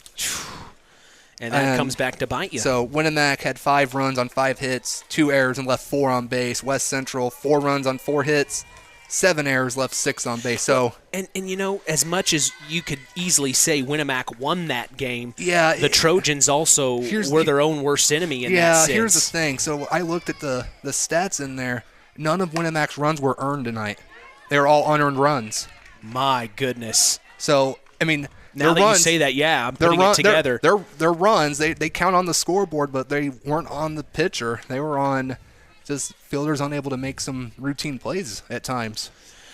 Well, it was an interesting game. The defense for the Trojans really held on up to the top of the 7th where the Warriors were able to make things happen, and that's how they were able to get the 4 runs they needed to take the lead. 4 runs in one inning. That's not easy to do. No, especially since up to that point, they had been locking Winamac down. Winamac wasn't getting anything going. And then all of a sudden, at the perfect time. Yeah, it was when it was now or never. Winamac said, "We're doing it now." Well, it was certainly a game we'll never forget. I'm going to remember this night for a long time. We also have an opportunity to catch up with Al Breifogel, who is on location for the Winamac Warriors Baseball Club. Al, tell us the update. How are the Warriors doing? Okay, the Warriors got a run across. It's top of the 7th. We got a man on second base, 1 out. We need at least 1 to tie it up. They have played an amazing defensive game. And Braden Mathias, we have to give him the kudos tonight. When we needed somebody to step up on the bump and throw some pitches, he's still in there. He's pitched a complete game, gave the other pitchers the rest they need for Saturday's doubleheader. So you're saying the Warriors are leading right now 2-1 in the top of the 7th? Down 2-1. No, they're down 2-1. Gotcha. Down 2-1. 2-1. Man on second and 2 outs. So we're up to our last bat here. We need 1 to tie, or we're going to lose 2-1. But they just played really an amazing defensive game tonight, Mitch. Well, Al, you know how to do play-by-play. You want to give us some play-by-play? Sure will. Sure will. Yeah, we can do that. All give right. us some play-by-play, Al. We got Braden Mathias on second base right now. Malco's up to the plate. First pitch coming from – they've also pitched a complete game. Their pitcher has tonight. All right, we're down 0-1. Strike 1. Mathias at second base. He's wanting to get home really bad. I tell you, he's pitched a heck of a game. So here we go. Pitcher's in the stretch. Here's the pitch. Foul ball. All right. Down 0-2 right now. Nice facilities over here at Twin Lakes. I don't know if you've never been over here, Mitch, but they got really, really good facilities. Just been a good night. Sun's been out. Wind died down. We just need 1 more run across here, buddy, to get us a tie. Pitcher's in the stretch. Mathias is off the base, about 10 feet off of second base. In the stretch. Here comes the pitch. A little high. 1-2 on Malco. Oh, we need some contact. We don't need anything but a single here. Single will get us a run. Pitcher's in the stretch. 1 ball, 2 strikes, 2 outs. Top of the 7th. Warriors need a run. That's it. End of the ball game. Strike 3. Called strike 3. Hey, you know what? The Warriors played a great game against a really good team tonight. To lose 2-1 and to get a complete game off of Brandon Mathias on the mound, I think Coach Hendricks will be really pleased with tonight's game. We've got a doubleheader coming up Saturday at Triton, and we'll be ready to go. Yeah, Al will have an opportunity to talk with head coach Mark Hendricks on the Saturday Sports Line first thing, 9 a.m. Eastern, 8 a.m. Central. We appreciate you giving us score updates all night long. Tough loss for the Winamac Warriors, but hope you enjoyed your evening of baseball. Sure did. Tough loss, but a really good game. The defense, I think, has improved so much in the last couple games, Mitch. I think the boys are on the right track. Well, great job tonight, Al. We'll talk soon, okay? Okay. Talk to you later. All right, that is Al Breifogel on location for the Winamac Warriors Baseball Club. What could we have done to get some of that sun up here? No kidding. He said it was sunny down there. He said it was sunny down in Monticello. Kind of cloudy and gray skies right now here in Francisville, but the Winamac Warriors Baseball Club unfortunately falls 2-1 to Twin Lakes. Sounds like they played a real solid game, though. Yeah, they did. And then they've been playing some good baseball. They have. They beat Pioneer just the other night after losing the night before to Pioneer. So the Warriors are coming into their own. It'll be interesting to hopefully talk with head coach Mark Hendricks on Saturday, as well as continue talking with David Allen, who here in Pulaski County, the West Central Trojans won 3-1 over Tri-County. And then in our game, the West Central Lady Trojans unfortunately fall, but fortunately for Winamac, they win. 5-4 is the final in this cross-county rivalry. The last update we had from the Knox Lady Redskins softball game, they were leading 5-1 over New Prairie, so we'll keep our eye on that. But we will move forward in the Collins Insurance post-game show. We'll chat here in our break to find out our Stark County Co-op play of the game. Don't go anywhere. You're listening to Kankakee Valley Broadcasting's WKVI. The Stark County Co-op has been a member-owned farm services co-op in Stark County since 1928. That's over 90 years, and they're still providing the same quality agronomy services to the farming community of Stark and surrounding counties. The Stark County Co-op is an LP and fuel provider. The Stark County Co-op purchases grain at both locations, Hamlet and Browns. You can reach them by phone at 1-800-782-3392, the Stark County Co-op. It's time for the Stark County Co-op play of the game. Let's return to the voice of WKVI Sports, Mitch Columbi. Big-time win for the Winamac Lady Warriors as they beat their cross-county rival, the West Central Lady Trojans, 5-4. It took all the way to the 7th inning before the Winamac Lady Warriors took the lead, and they did the job. What is our Stark County Co-op play of the game, in your opinion, Paul?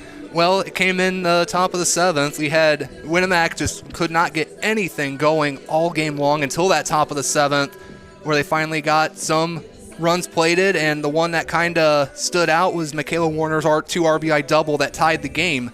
This was after she was down to her final strike, hit 2 foul balls to keep her at bat alive, and then striped one to right center field to tie the game.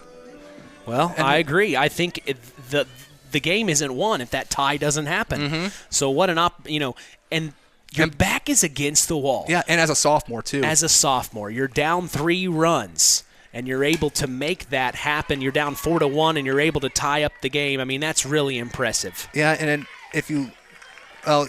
earlier in the game, she had reached on air twice, and then... So she had gotten in the rhythm, gotten what she needed out of it, and then makes the play of the game, the Stark County Co-op play of the game. The only way it could have been better for her is if it was just been like up until that point it hadn't been her night, and then all of a sudden comes to life. Other than that, she had that was a real good stripe to tie this game up. So Michaela Warner's our Stark County Co-op play of the game. Well, we're going to take a break and come back for our Ashley Derrickson 5-star player of the game. This is the Collins Insurance post-game show, and you are listening to Kankakee Valley Broadcasting's WKVI. Since 1936, Standard Plumbing, Heating, and Air Conditioning have always taken pride in doing the job right. Third-generation owner Brian Hammond and his family have always set the standard when it comes to taking care of all your heating and cooling needs. Making your home a comfortable home is the absolute top priority. If you are uncomfortable in your home, give them a call at 574-936-4660. Follow them on Facebook. Let Standard Plumbing, Heating, and Air Conditioning help you take control of your comfort. Time to announce the Ashley Derrickson 5-Star Player of the Game. Mitch? Hey, thanks, John. It's time now for our Ashley Derrickson 5-Star Player of the Game, given in memory of Ashley Derrickson, a 2008 graduate of North Judson St. Pierre High School who battled cancer throughout her high school career before losing that battle on December 12th of 2008. We'll tell you who's earned that honor after this word from 5-Star. 5-Star, the largest meat and grocery store in the area, focused on quality, value, and customer service. The 5 stars in the name of the store come from 5 family members of the original owners serving in World War II, each one represented by a blue star on a flag hanging in the front window of the family home. That's why even decades later, 5-Star is known for its dedication to service. Now that dedication means savings for you. 5-Star, one of the We Care stores, the area's largest meat and grocery store, focused on quality, value, and customer service. Located, you know where, in the Knox Mall. Well, who do you think deserves our Ashley Derrickson 5-Star Player of the Game, Paul? Well, I think it goes to the freshman Adriana Hall. The freshman? The freshman, yeah. After Michaela Warner's double, Hall hit the RBI single that gave Winamac the lead for good. As a freshman. Came in as a freshman. And nerves of steel. Yeah, and Winamac has a couple freshmen that's out there playing out there. You have even Maggie Smith out there playing right field. Yeah. So they're a fairly young team. Smith was shortstop. Oh, no, sorry. You were talking center field. I was talking Maggie Keller. Maggie Keller, right field. Keller. Two Maggies. Two Maggies. It's fair. It's fine. Winamac used to have 2 Maggie Smiths on basketball at one time. You're kidding. I'm not joking. Wow. Not even that long ago either. It was this Maggie Smith and another one about 2 or 3 years ago. I did not know that. Yeah. Well, and then you're right. Maggie Keller had an outstanding game defensively at right field. But I agree. I think the freshman Adriana Hall showed nerves of steel, the cool, calm collectiveness to bring the go-ahead run at the top of the 7th after everything the Warriors had been through, not being able to score several innings in a row, and they make it all happen when they needed to at the top of the 7th. Yeah, that was a big-time play by a freshman. Well, KVB Sports will be back in action tomorrow night to see the Winamac Lady Warriors host the Knox Lady Redskins. We will be going live at 5 p.m. Eastern, 4 p.m. Central, right here on 99.3 FM and streaming throughout the world on WKVI.com. We also remind you to join us each weekend throughout the school year for the Saturday Sports Line, the longest-running high school sports show in Indiana, thanks to our very own Harold Welter. We always have several of our area head coaches on hand as we go live at 9 a.m. Eastern, 8 a.m. Central on 99.3 FM and online at WKVI.com. If you missed the Saturday Sports Line, don't worry. We remind you of the Saturday Sports Line replay every Sunday at 7 p.m. Eastern, 6 p.m. Central. Hey, follow us on social media. We are on Instagram at WKVI Sports, on X, formerly Twitter at KVB Sports, and on Facebook at Sports to the Max for all Kankakee Valley Broadcasting sports content. Final word from you tonight, Paul. Oh, it was a great game. It was nice to work with you again this season. Yeah, absolutely. I was glad you were available. Yeah. Oh yeah, the short notice too. I appreciate that. What was it, about 24-hour notice? Yeah. Should I thank head coach Shane Lowry? Yeah, I think you should thank head coach Shane. If you're listening, he gave me his blessing to be here with you tonight. Well, it means a lot, Paul. And we're looking forward to hosting you at Saturday. Our new press box on Saturday. I'm excited. The new press box. Of course, I was trying to get that Tri-Township game in. We couldn't do it. Yeah, it's still under construction. We weren't ready yet. But we'll see you Saturday. Yeah, should be a lot of fun. Well, thanks for being here tonight, Paul. Means a lot. Problem. I know you being a Winamac alum, you're probably pretty happy about this win. But congratulations to your Winamac Warriors and safe trip home. Yeah.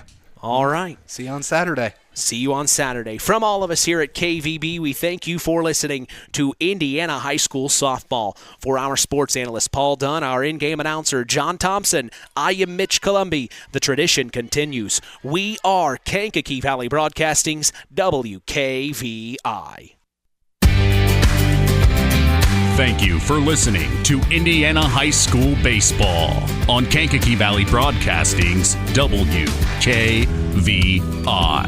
Sponsored in part by Culver's Portside Marina, NEPCO, Crane and Equipment Services, Farm Fertilizers, First Farmers Bank and Trust, Lawrence Farms, Mark's Body Shop in Knox, Zingo Express, Pulaski Memorial Hospital, Stark County Co-op, The Auto Park with locations in LaPorte, Plymouth, and Bremen, Standard Plumbing, Heating, and Air Conditioning, Collins Insurance, Howard's Marathon of Winamac, and 5 Star. We'd like to thank our sponsors for their dedication in supporting local high school sports and helping continue the tradition on Kankakee Valley Broadcasting's WKVI.